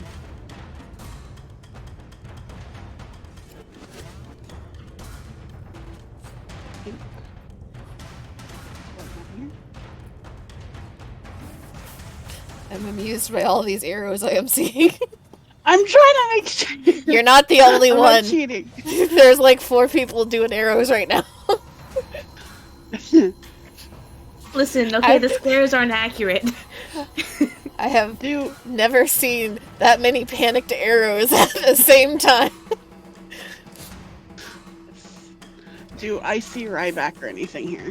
No. Or anyone? No. Okay. I'm actually going to move further in then. I will dash. Okay. Move half of your dash so I can see the direction you're going at the very least. This way. About there, Right you here. would, yeah, about there you do see this one. And it looks like the unconscious forms of Fred and Cricklet. Is this one facing it? Yeah, they are. This one is facing the 2 of them. Okay. I'm going to get up right behind it then. If nothing else. I can't attack it, but I can at least say, be what the fuck, I'm here. Mm-hmm. Alright. To the square up. Square up. Con save +5. Yes, ma'am. Okay, you're good. That's a dex save. Excuse me, ma'am. Oops. Sorry. Sorry. My bad. Okay. Still better. Alright, you move up behind that one. You see it kind of perk up, realizing there's something behind. And Micken is going to help. Hearing Taylor, you see this like bounce from one foot to the other, back and forth of this like, I hear stuff, I don't want to, shit, I have to. As he, as instructed, wraps his face with cloth, and he's going to inch his way forward, end up right about here beside Techway, and double check this. As soon as he can see the outline of this guy, he is going to pull out a wand and shoot. What does he get as a bonus here? Can we know what Micken's class is? He is a wizard. Hey. Not Owns anxiety and the aversion to nerd. being near anything. Yep. Fucking nerd. Mm-hmm. And he rolls a 12, which is just enough to then, let's see, for a nice toasty 10 points of damage to this Mephit. You just see him lift the wand, and a burst of sparks arcs out from it and hits the Mephit, and it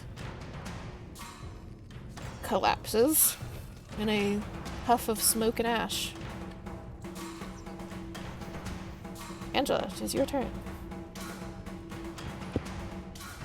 I will also bonus action to cloth around me. Okay, you get a +5 on your con save. I literally cannot fail that save now because it's at a +11. And now I will, as an action, punch the method below me. This one? Yeah, Okay. with the righteous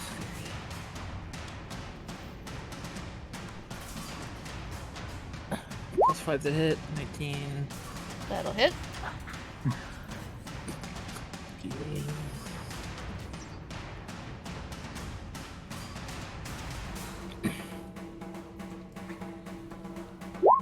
Eight damage. And now it has disadvantage to attack anybody other than me. And that is my. I will also say this before your turn ends, so that you have full advantage of this.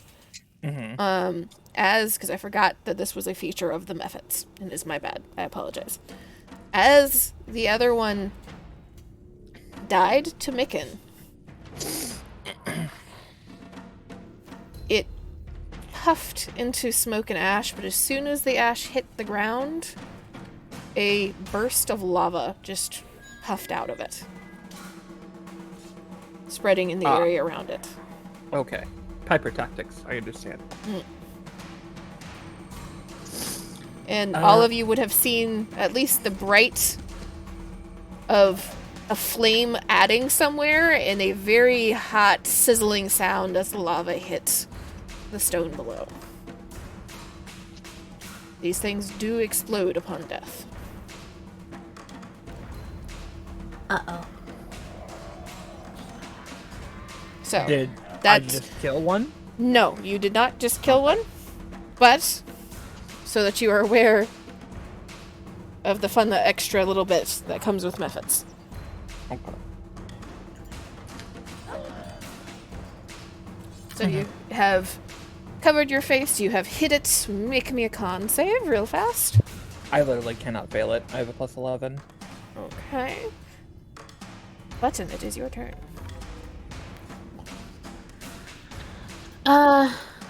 Okay. Well, fuck. Okay. Button is gonna... There's no hole here, right? This is just floor? Yeah, that's just floor. Okay. So Button is gonna fucking tap, tap, tap, tap, tap, tap, tap, tap, tap. Skirt. Bonk. Okay. Roll me attack at advantage. Advantage. 13 will hit. Ooh, that's a crit. Ooh. Roll me your crit damage. Okay, so that's a 5. Legend. Oh wait, hold on. No, that's a. Oh, I rolled minimum. How we do crits with how the math that we do it, you kind of just need to do it in Roll20.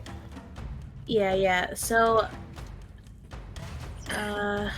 here's a D8 is 5. 5 plus 4 is 9.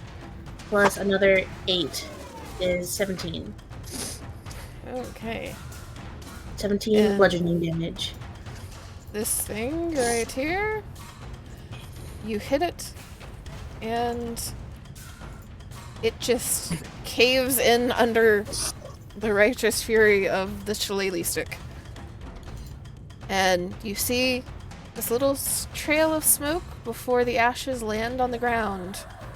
And I will need a dex save from Button, Toad, and Angela. Alright. I did not mean to kill it. I'm sorry. Just meant to give it a good stick rubbing. Button's is a 12. Toad's is a 17. The Toad is fine. I got a 10. Okay. So that means that Angela, you will take 9 points of damage. And Toad and Button, you will take 4 points of damage. You said 4? Yes, 4 apiece. How much does the Toad get? 4 apiece. You both passed it, Uh-huh. so it is 4 points all- of damage. Okay, gotcha. I'm sorry, I assumed I failed. No, you were fine. The DC is 11 for these things. They're not super strong. Okay. They're annoying. That one is dead. Tekwe. Has it been like easily observed that people have been like putting something over their mouths? Well, I mean, Micken is standing beside you with a mask over his face. Okay, then I've got some silk cloth that I will bonus action do that. Okay. And how far can I get, or how close can I get to Trix? You can move however far you would like to move. Just know that you have to be within 10 feet to roll normally. Otherwise, it's at disadvantage. I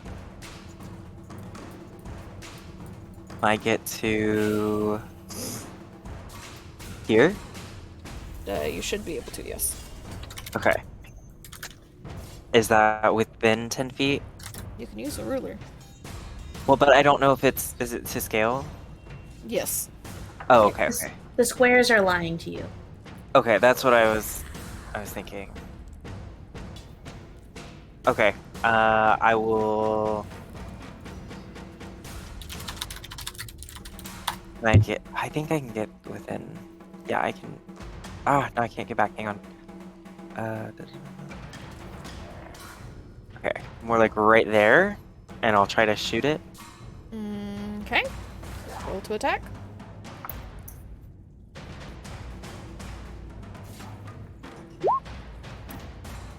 .22 will hit. Cool, cool. 9 damage. Anything else you're able to add on to it?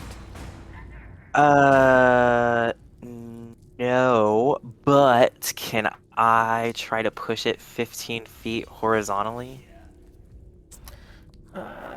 Yes, you can. Okay, so it has to strength save. Okay. Oof, that's not a good strength score. Okay. That's definitely not a good strength roll. It fails. I'm absolutely Ooh. sorry. So 15 feet horizontally in a direction of my choice. So would horizontally this way be like over here? Since I'm shooting? Like, I would say 15 feet away from you. okay. Then like against the wall. Yes. 15 feet. We'll get it. As a bunch of like almost to the wall. cloths carry it over there. Nice. Alright. And is that your turn? Yes. Con save with a +5.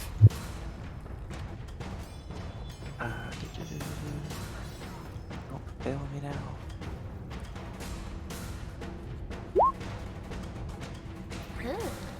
That'll do. Then it is this one's turn.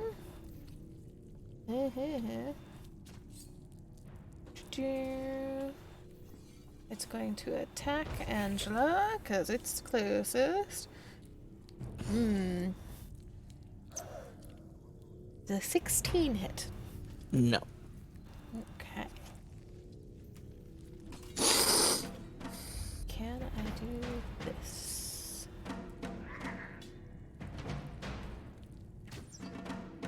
Can. So it tries to claw at you. What is the spell save on this? And the misses. Roll me a con save. Real fast.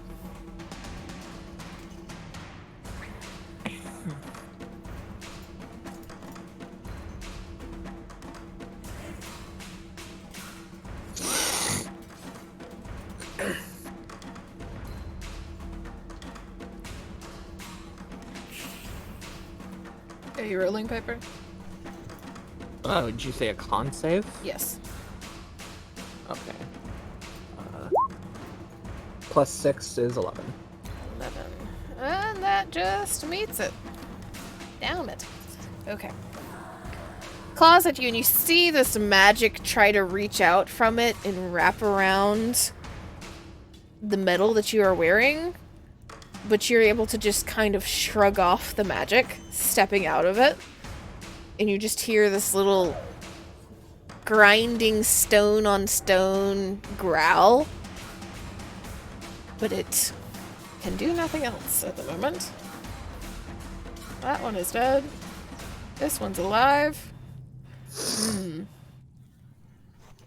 going to move here. And I will need a dex save from Trix and Techway.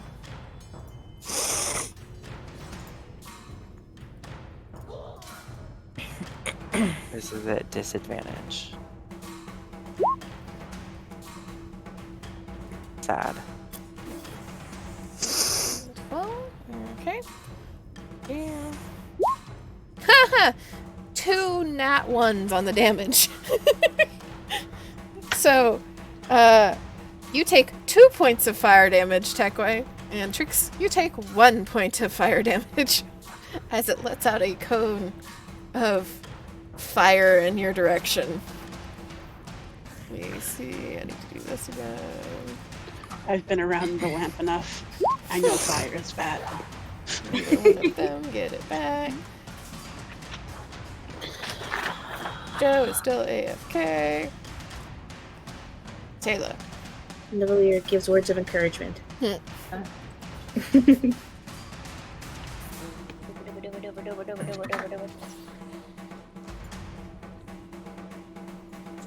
Gonna move up. And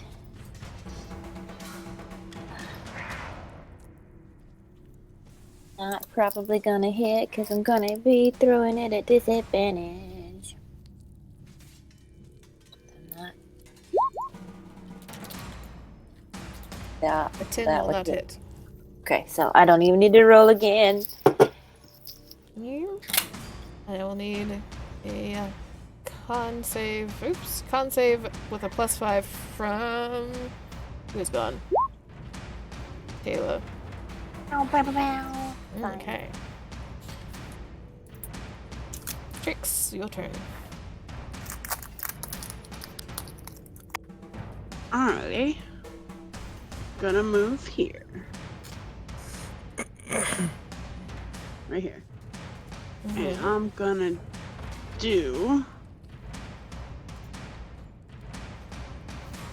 Could I cover my hands with some cloth while I punch so I don't injure myself?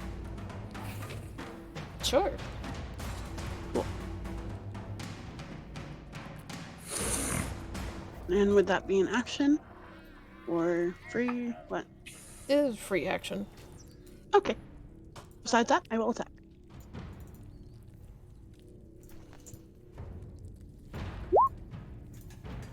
That will not hit. No. And I will flurry of blows. I think I can do that. Yes. Yes.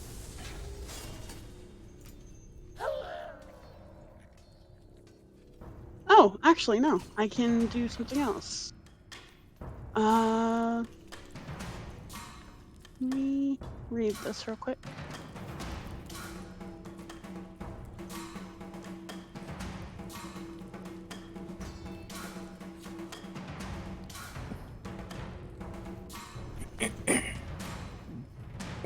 Your flurry of blows, you can replace one of the unarmed strikes with a use of this feature.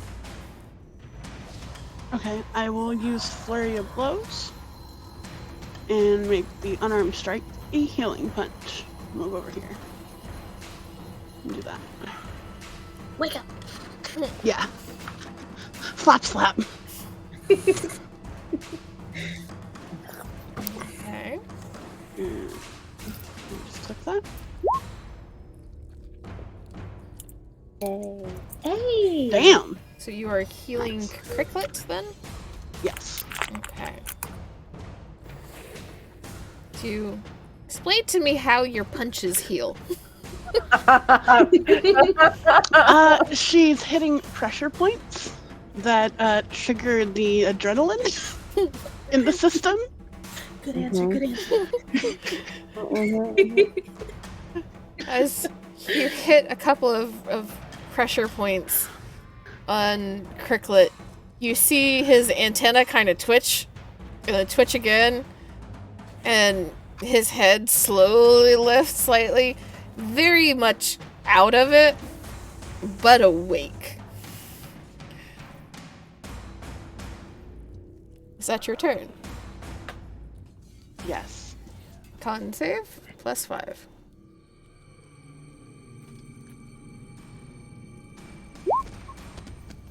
That'll do it.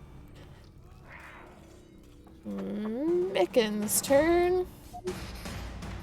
He sees Taylor come up, kind of starts to try and flinch behind Taylor because doesn't want to be here, but realizes still things happening. And so he, like, slowly moves up a little bit closer to get a slightly better view of this other one. And... will just hit, barely, for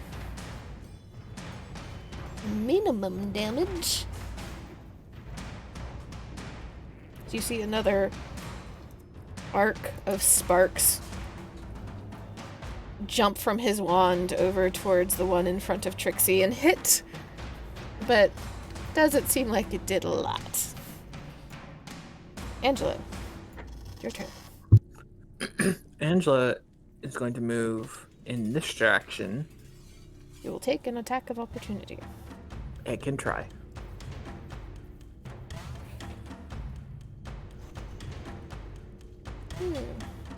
Was a dirty 20 hit? It just hits. Alright. And trust me, it's not gonna do a whole hell of a lot to you anyway. Take a whole total of 4 damage. 4 damages. As it claws at you as you go by. Yes, I'm going closer to here. I'm gonna toss a magic missile at it. As you enter into the galley, you see the unmoving form of Ryback on the ground. Roll your magic missile. Spells. Magic missile. Cast. We're just going to cast it once. If not, if that's the case, let's go.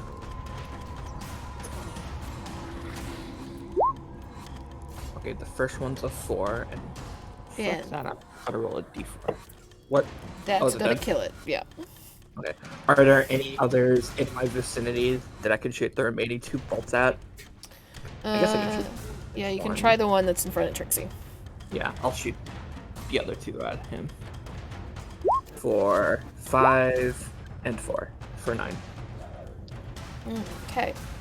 Hits it square both times, but it is still up. Mhm.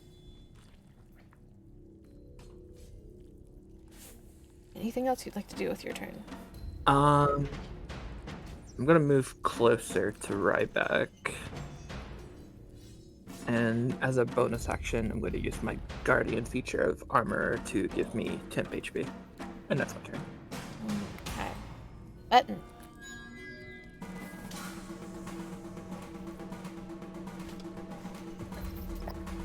Oh shit, sorry, I was muted. Okay, Button doesn't see any others. Does Angela say anything about finding a person? Or I feel like I shooting? got someone. Alright. Button is gonna hustle over. What? Yeah. Button is gonna tap tap tap tap tap tap tap. Hustle over through the smoke. Toad follows. Toad is keeping watch on us. Button is going to cure wounds. As you push your magic into Ryback, you find there is nothing for it to hold on to. Oh no. Dead. He is dead, as far as you can tell.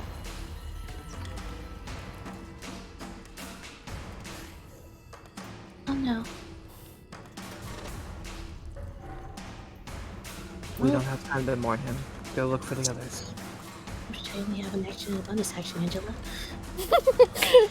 I know that you tell me because this is real time 6 seconds button. Button spends What the an fuck action. is a bonus action button?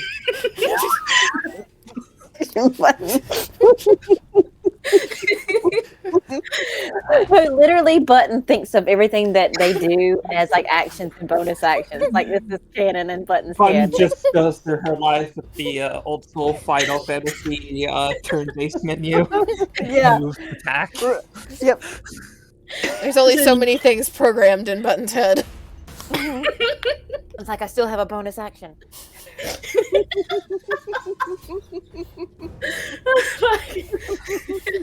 Yeah, Vun is going to try to heal, realize, oh no,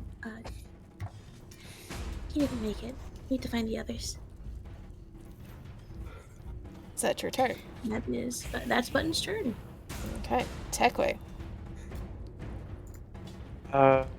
Seeing Trix punch this one. Techway's just gonna go here and cast Cure Wounds on this one. Okay. Red. Roll your How cure can I wounds. Yeah, let me make sure I set it up. Okay, let's see if this works. Where's the good berry? Okay, 5. 5. You touch Fred and cast your magic into him. You see the kind of slowly,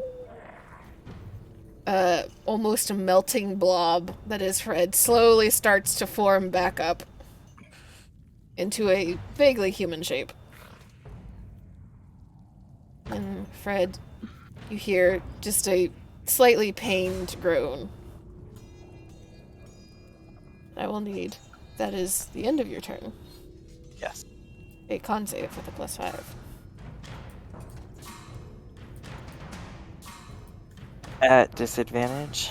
Or wait, is it only on ability checks? Saving throws are ability checks, right? No. Those are different. Oh, okay. So then I don't think. I don't know. I don't know how exhaustion works exactly. You won't Yeah. have disadvantage on it until later. Okay. Yeah. Ability So- checks is like if you were trying to like grapple somebody or something like that. So it's a dirty 20. Cool. You are fine. This one. That one's dead. That one's dead. This one's alive. Is gonna try and hurt Trixie because it doesn't have its fire breath. Okay, is a 16 hit? Nope. Okay. Does it get it back? Nope. Nice. Taylor. What's going on? I can't see anything. Someone inform Taylor. One shouts out, Rhineback's dead! Find the others! Got him over here. Okay. Got 2 over here. Going to dash over because that's pretty far, I think. Mm-hmm. Yeah, just dash over between 2. Oh, what's my bonuses? Probably should do nothing.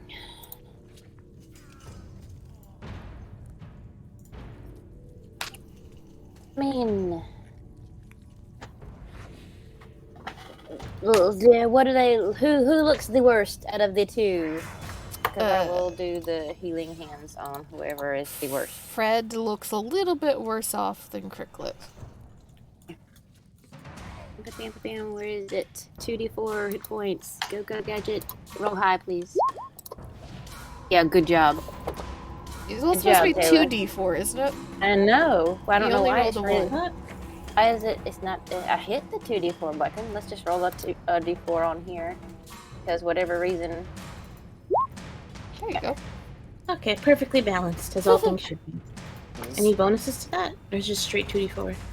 Hold on, let me look at the sheet that didn't roll correctly. 2d4.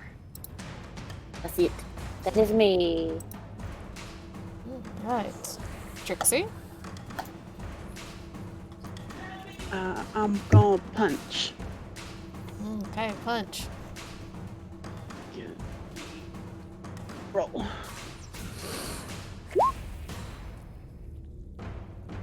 That'll hit. And that'll kill it. Which also Hey. means... Explodey fun time. Yep. Exploding fun no. time. I need a dex save from Trix. I need a dex save from Taylor. Can I jump on the bomb? Get down, Mr. President style.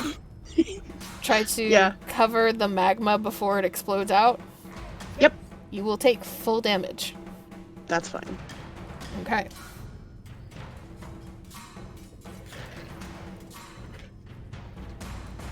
Trixie, don't be a hero! You take 10 damage That's fine.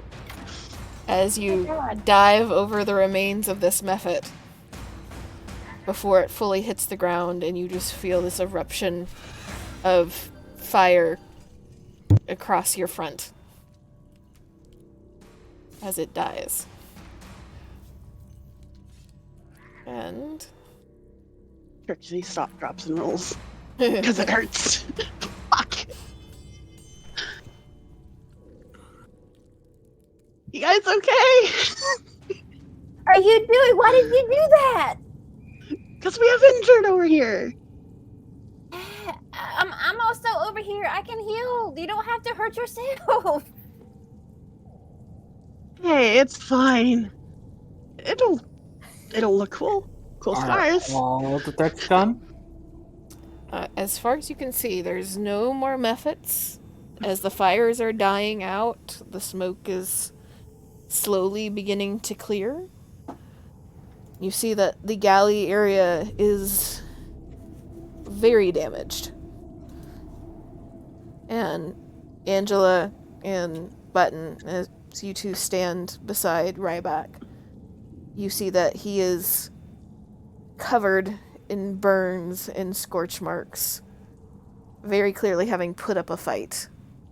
And you see two kind of telltale scorch marks on the ground around him, suggesting that he killed a couple of mephits before he went down.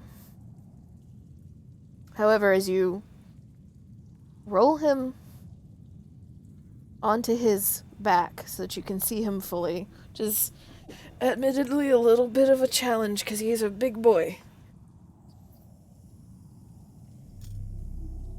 you see not just scorch marks and lacerations that you might think of getting from the mephits, but almost concentrated fire across his front without too much issue. So he took a blow from something probably not a mephit, is what I'm gathering from that. Possibly. Do you want any more information? You guys will have to investigate. Okay. Fire's taken care of, right? The fire is going out, yes, currently. Button, It is can you very have wet and your- damp around the galley because of Angela's create water. Button, can you have your toad stay here as a sentry? Toad, please patrol. Just Hop, hop, hop, hop, hop, hop. How full on many 50. crew are around besides us?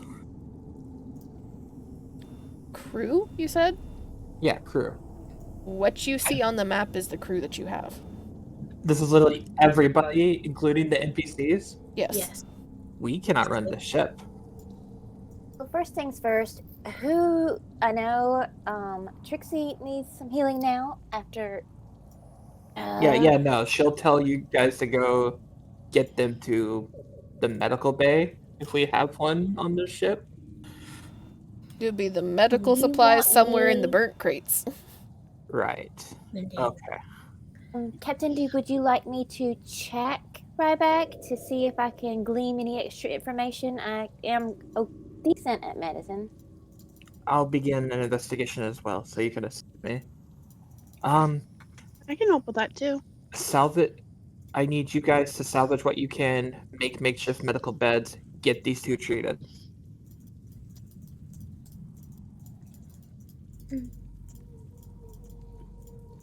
The rest of you try and cordon off the area. Make sure there are no more of those things or anything around. I'm going to begin investigation now. Z, I have a question. Yes. Is there like custom for when a spelljammer or someone on spelljamming dies? Yeah, I wanted to ask that. Because Button has a spell from their subclass that I'd like to cast, unless it is otherwise a certain tradition that you do. Yeah. Yes, give me 1 second. I forgot to say, Wizpop was here. He did follow you guys down from the command deck, but he, like, hid in the corner the entire time. Because Good. traumatized autognome.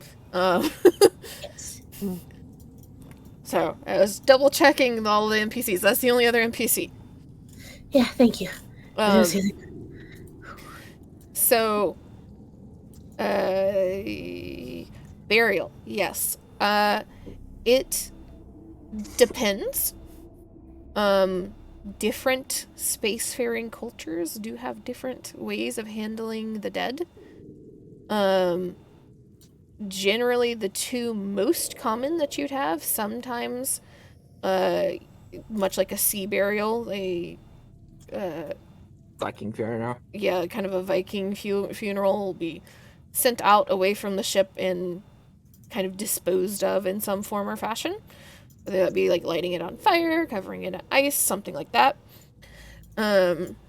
Or, if possible, returning it back to home planet. Or kind of base planet, depending on the ship and the crew. Okay, so either during or after their investigation of the cause of death and all that, Button is going to be casting Gentle Repose. Okay. Cast that afterwards, just Yeah, so after. no magic interfering mumbo jumbo. Mm-hmm. So after Your your magical hands off of the. Okay. So I'll roll investigation. Mm-hmm. Tell me what you're investigating. I'm more interested in that concentrated area because it sounds like sabotage. Okay, so you're investigating the galley area. Yeah. Okay, you can roll an investigation.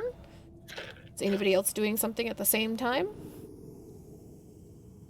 After help, I am going to check right back, like do a medicine check on him. Okay, you can do a medicine on him. Really good. Plus, Is Micken okay? He looks a little shell-shocked. 22 total for And my is investigation. 22. Gotcha. He's a little shell-shocked and you panting kind of hard. You guess that he probably has a good bit of smoke inhalation, just like you and Angela are suffering from partially. Which is, you would have a disadvantage on that, Angela. Now that I'm thinking about it. Okay. Boo. Boo! 11 then. 11 will still get you some things. Boo! Yeah, all ability checks for Techway and Angela are at disadvantage right now because I believe you two are the only ones. It's better than the other ones. They got a lot of exhaustion. I got it on my medicine. Jesus Christ. I roll like crap today. It is a passive skill that I have as my medicine now. It's one that I took. Yeah. It was a 13. Okay. And your passive investigation, Angela, is 15. Okay. So I do have an inspiration if I need to. If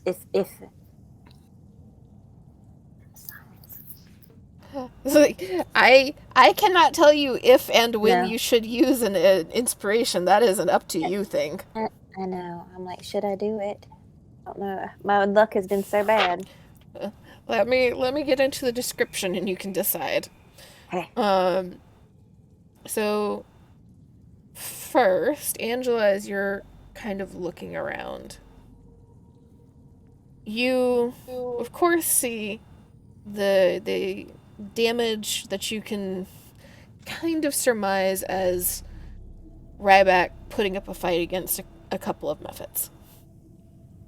And you're kind of spatially, tactically aware enough. You realize, okay, there's 2 scorch marks on the floor. There's 2 that came from this direction. So he was surrounded by these things. And as you kind of skim over, looking at the crates and the implements that he has used to set up his galley, drawers and boxes full of plates and dishes and pans and silverware, and a magical kind of hot plate, for lack of a better description. You can tell that the damage seems to have started from this area and gone outward. You can see bits and pieces of crates that have exploded outward from here, scattered So around. the crates are the source of it, then. No, let me finish. Okay. Shush. Sorry. You see bits and pieces of crates exploded outward from this area. However, as you are examining, there's something off about the magical hot plate. Roll me an Arcana really fast.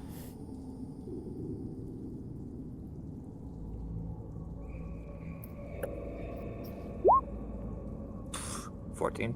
14. You notice at the very back of this magical hot plate a little piece of metal that seems to have been knocked loose. Almost like the back of it popping off. And you can just barely see on the inside of that piece of metal some runes that look remarkably familiar to you. Gasp. Saboteur. And Taylor, you were doing a medicine check on Ryback. As you're looking him over, it's clear that he has died from the fight with the Mephits. You can see defensive wounds all over him. However, as you kind of push aside the remnants of what's left of his shirt and apron, it looks like there was a concentrated blast right at his chest and stomach. Of fire, yes, but something more, maybe? Some other energy or magic?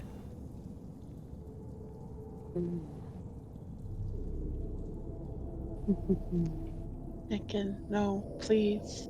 Oh yeah, no. Angela's already put 2 and 2 together. Trixie, Tekwe, are either of you doing anything? Trixie would definitely be trying to help these 2 out, make sure they're healing up, like they can move. Did you get your 10 HP, Trixie, that Taylor angrily hit you with before walking away? Doesn't need it. Just Trixie, I need your smacks in expertise for a the moment. burn Yeah. part. Right here. Why are you? Don't do that. Meanwhile, Trixie, I need your expertise for a moment. Hmm? Come here for a moment, please. What's up? I don't like to leverage my authority, but I need you to do something for me. Okay. I need you to place Micken under arrest immediately. Why? I will explain later. Secure him now.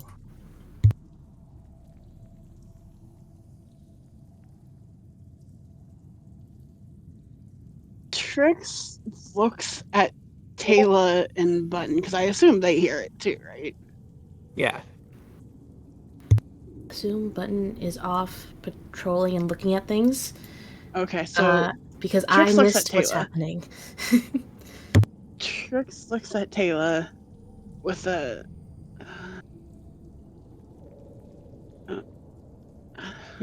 Like, we're not gonna hurt him or anything, right? For the moment, no. But I do want him arrested and all of his items confiscated. Until pending further investigation, he's under arrest for sabotage and mass murder. Effective now. Okay.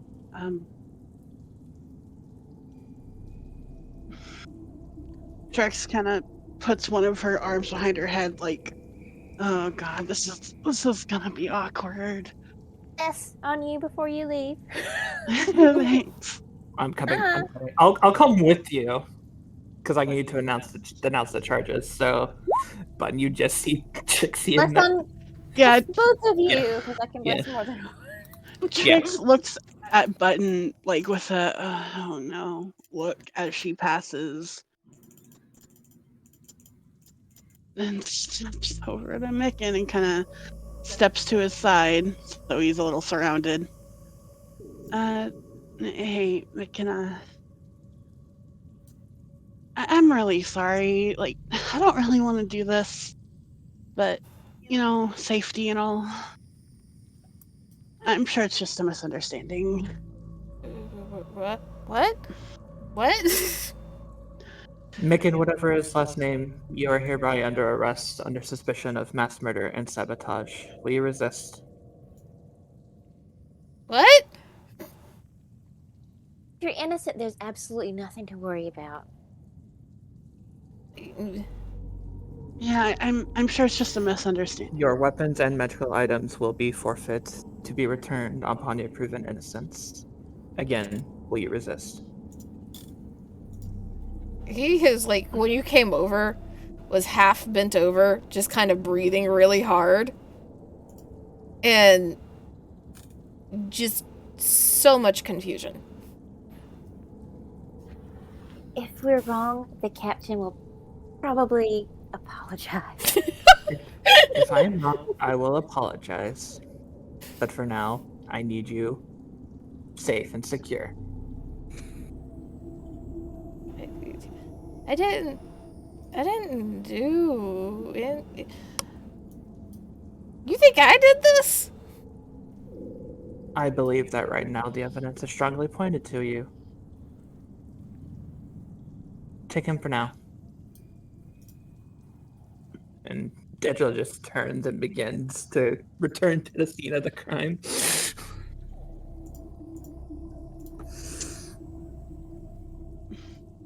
Look, I don't want to do this. I'm sure it's just a misunderstanding, okay?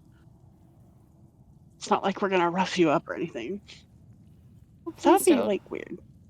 Please don't. He just kind of like sits down.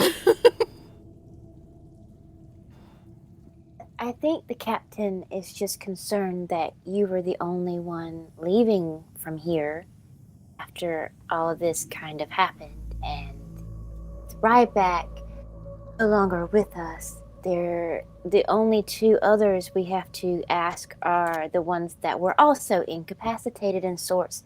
So you're the only one who kind of made it out without an injury of sorts. That does put the suspicion on you. We're not saying that you did it. If you're innocent, I'm sure everything will come to light and you'll be just fine. It's like We'll be asking the other two as well.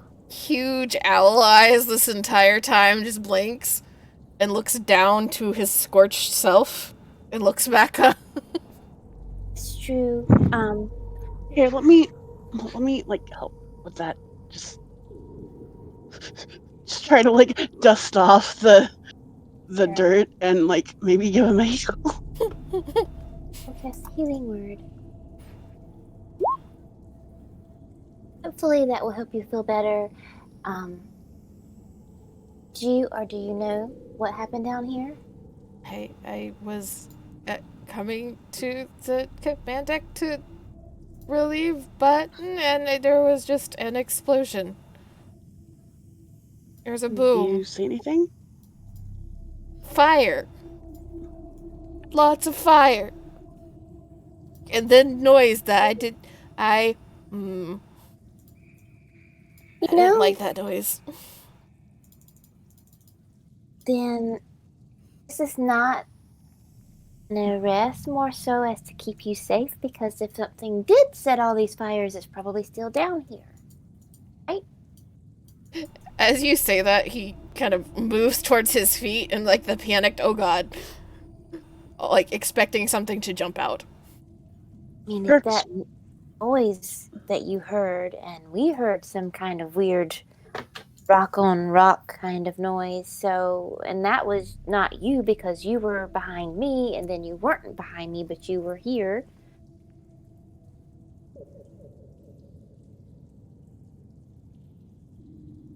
He's just like, You know what? I don't know why. I have to talk to the captain.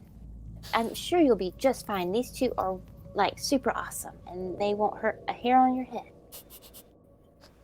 looks nervously towards the moths. You do need to take his items, though. Would you mind handing me some of your stuff? It's just for precaution, okay? I'll keep it right here in this bag.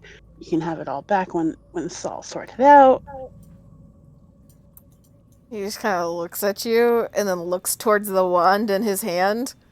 And the only thing you have ever seen him have is the wand in his hand and then the Spelljammer book that he reads.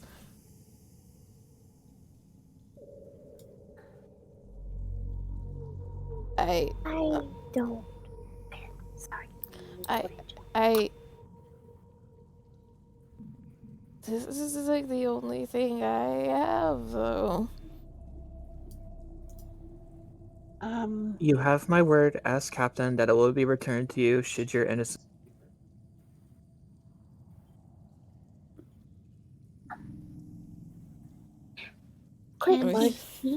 Can he keep his wand if I am glued to his side at all times? I'm sure I'm able to take care of him if he tries to do anything. But would you?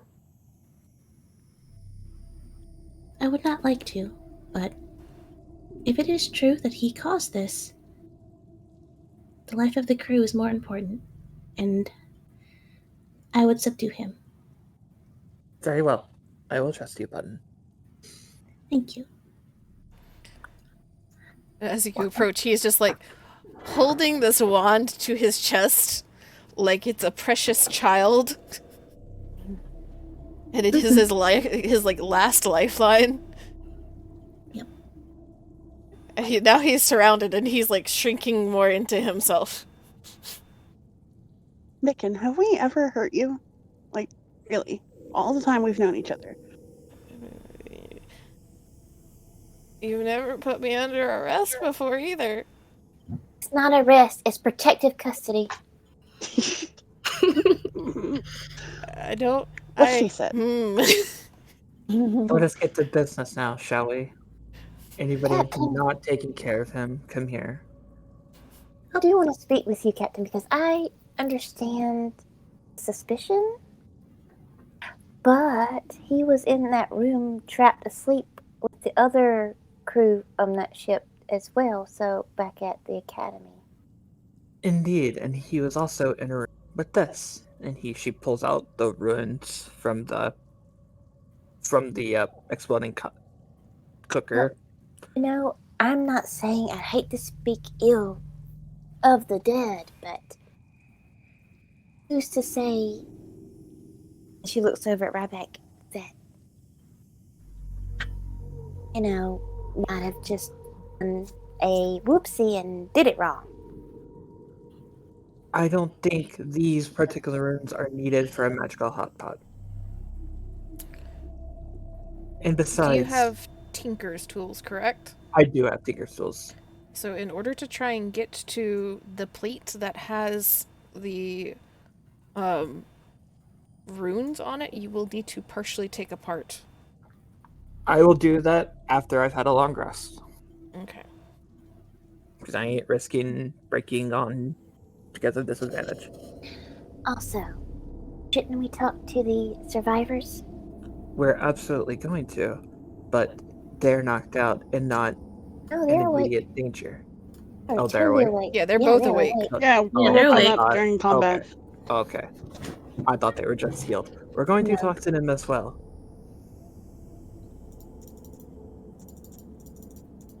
But circumstances at best, he was present during both sabotages. He did mysteriously not become knocked out after leaving the place.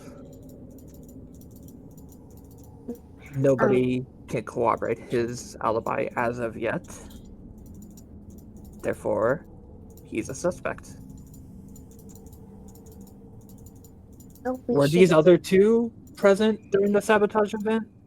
think everyone here was here in some regard. The cricket and Cricklet was. It was one of the other 3 Kreen that was in one of the other rooms. Fred was Okay. not, as far as you are aware. Okay. Cricklet is also another major suspect in Angela's book. Not that Fred's out of the clear, but it is between those two for right now. And she will tell you as much. We should, kind of see if they saw anything or heard anything. I fully intend to do that. The investigation is still ongoing. It's not like I've sentenced the man. And noise that we heard, weird rock on rock kind of noise. If I had to guess, that was the Magna method.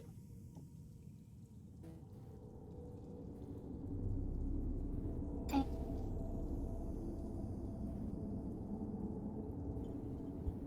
Alright. So, That said, Angela will go over to these two. Cricklet and I keep forgetting the Fred. Cricklet and Fred. I would Fred like with P. your Fred. I would like your account of what happened, please.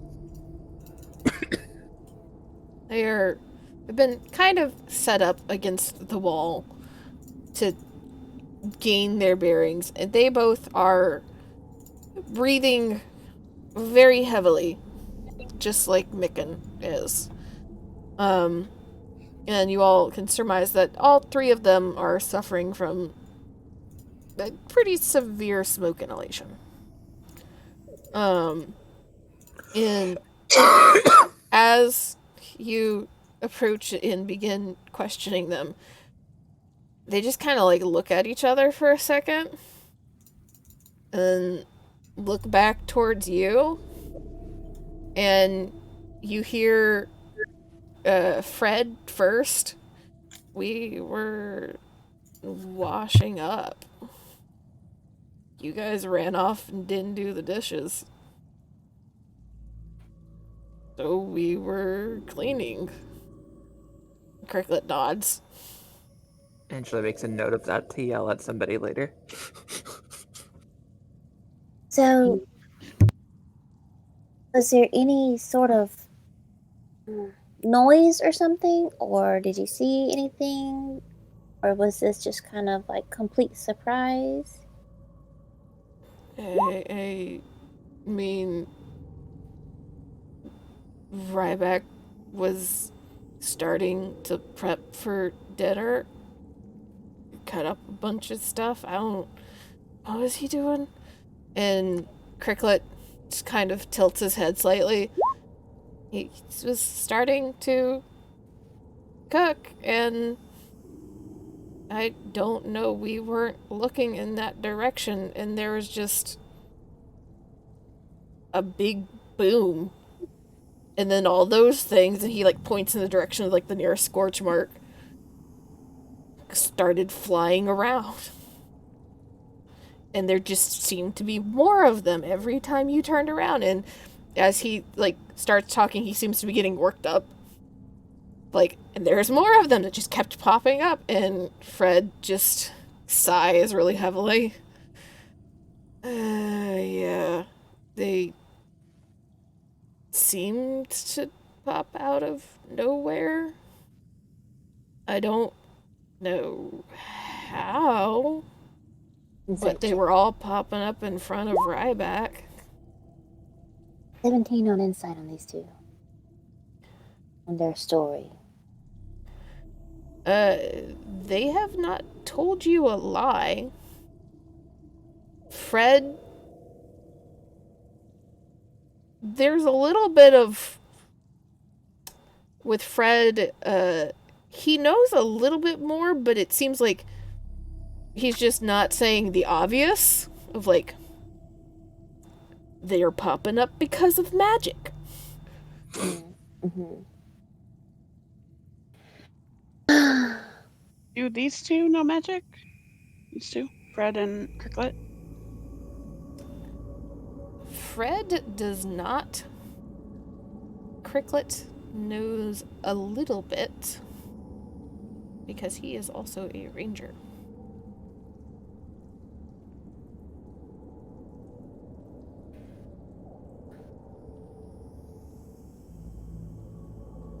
Is there anything else you'd like to say? Any suspicious activities in the past few days that you haven't reported? They kind of look at each other and slowly shake their head. I don't think so. I mean, we've been doing our rounds as we're supposed to do. Trying to keep this, and he just, like, Fred gestures towards the entire room up and running. Cricklet nods slightly. I mean, neither of us are awake all the time, so I don't know for 100% sure. You said you are awake all the time, or you're So not? neither of us are. Alright. Have you noticed anybody around here besides the obvious in a couple days? And they kind of look Does around. everybody come through? Does everybody come through here, like, to go to sleep, I assume? Yes. For Okay, meals well, and sleep, everybody has come through here. Okay. Outside of their regular times, has anybody showed up while you were stationed here? And they kind of look at each other. I mean... No, Fred says very slowly, and Cricklet just kind of tilts his head. Well, you were up really late last night. And Fred just shrugs. I was looking out at the sky. I've not gone up very high. Where were you doing this? He points down the tunnel towards the direction of the access shaft. Alright. Do your best to recover. Button, come here for a moment. Button is across the room and is with Micken. So you're calling her over? Yeah. Okay. Button.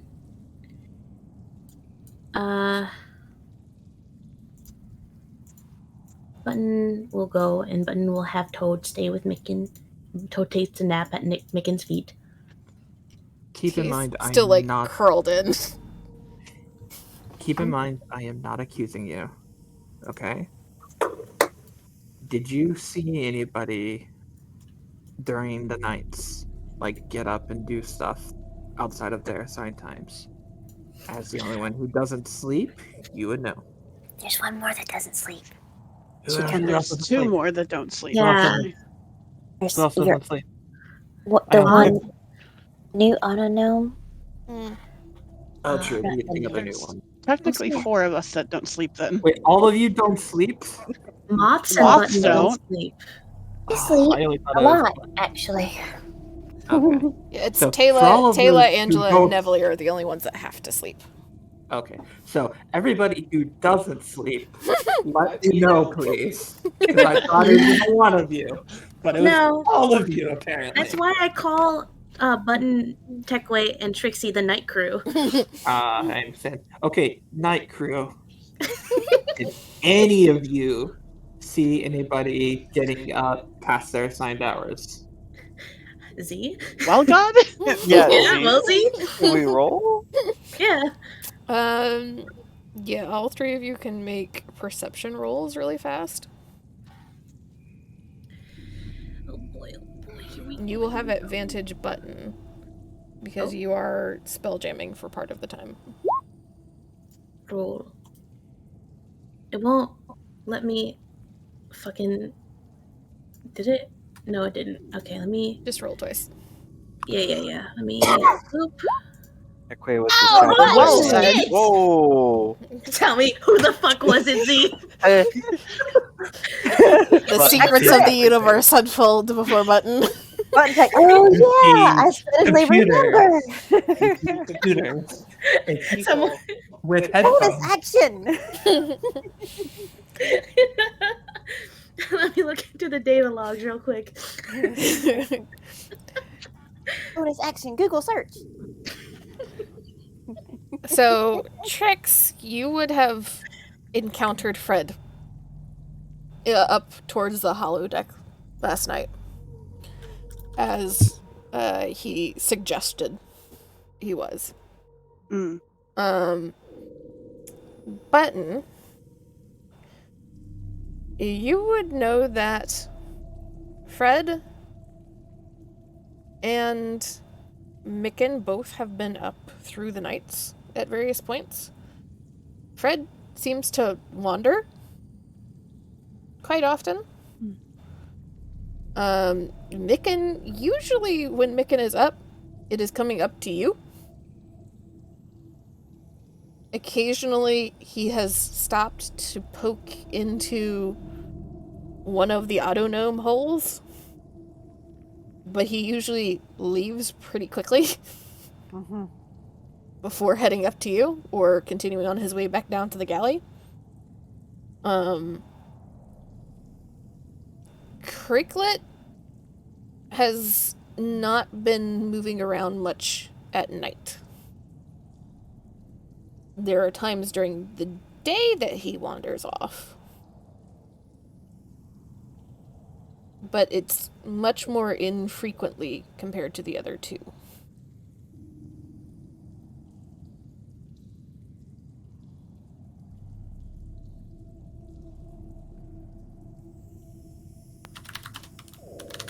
Okay, let me get this right.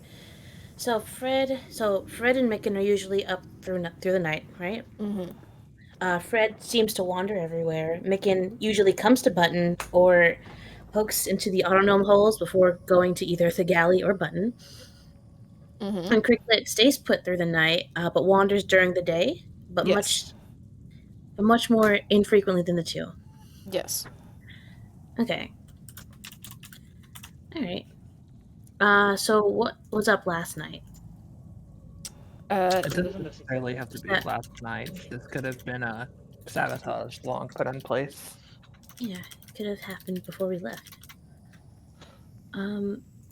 If it was in the hot plate, it feels like it would have had to have been something, you know. Actually, it would have had to been recent. Iris is right.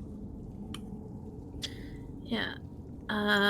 Button kind of, you just see Button just like blink, and Button's eyes that are white just go almost like yellow, and it's almost as if you see just like magic like runes just scrolling past Button's eyes really quickly before Button blinks and the eyes are just pure white again. Well, usually Micken and Fred are up throughout the night. Fred usually wanders a lot. Micken is typically going towards the Spelljamming Helm or back to the galley, sometimes looking at the auto-gnome holes before heading back to either direction. Cricklet typically does not wander at night, and infrequently wanders throughout the day. So they're all still not fully cleared.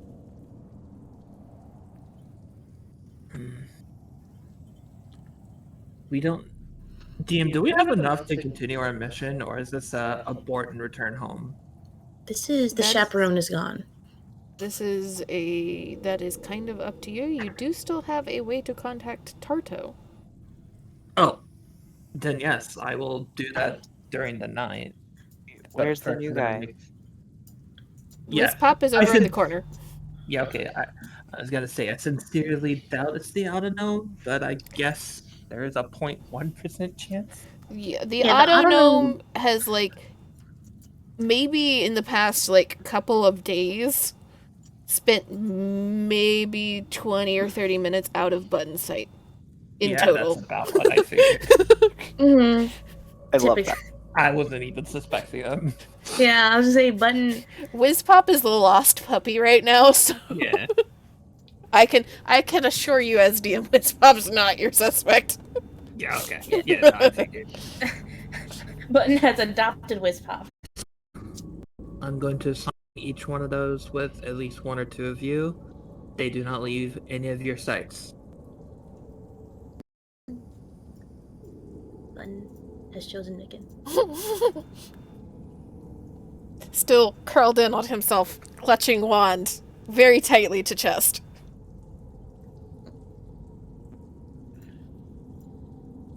We haven't done anything to him. We just said, hey, stay still. Taylor, you're the more magically adept. Can you stick with Fred?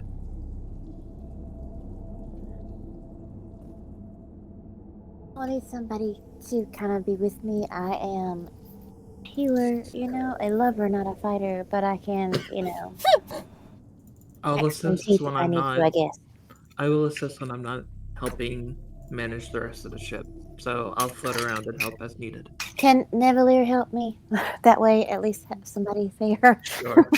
I will assign Neville. Why is he in the corner? Get back to work. Smack, He's smack, over there smack. losing his religion in the corner. Yeah. He's playing Nickelback. Button would probably ask the moth to just step away from Nicken before he dies of anxiety. I can handle Nicken. Look at the button and then Angela. Sure. Angela just gives a soft nod. And besides, if Button dies, then we know Micken did it. Whew. And that's kind of true. Tekwe, can you watch Cricklet?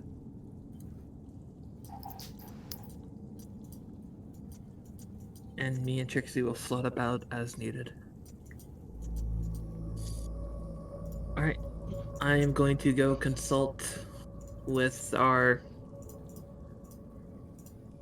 teachers. With I guess Tarto. they're still technically our teachers. Okay. With the So, headmaster. not the headmaster. Headmaster's I know. technically Mert. Who I Yeah. don't think you want to call. Yeah, ratty ass boxers, man. So we will call it here tonight. We'll pick up with Angela talking to Tarto and making some decisions next time. You all have officially gone up to level 4, so you can go ahead and add everything that you get from level 4. You have not had a long rest as of yet, but you do get to add all your bonuses from level 4. I am taking King Mine.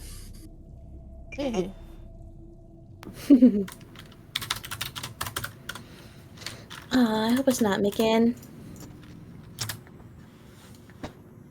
As much as I don't want it to be Micken, it's pointing towards Micken.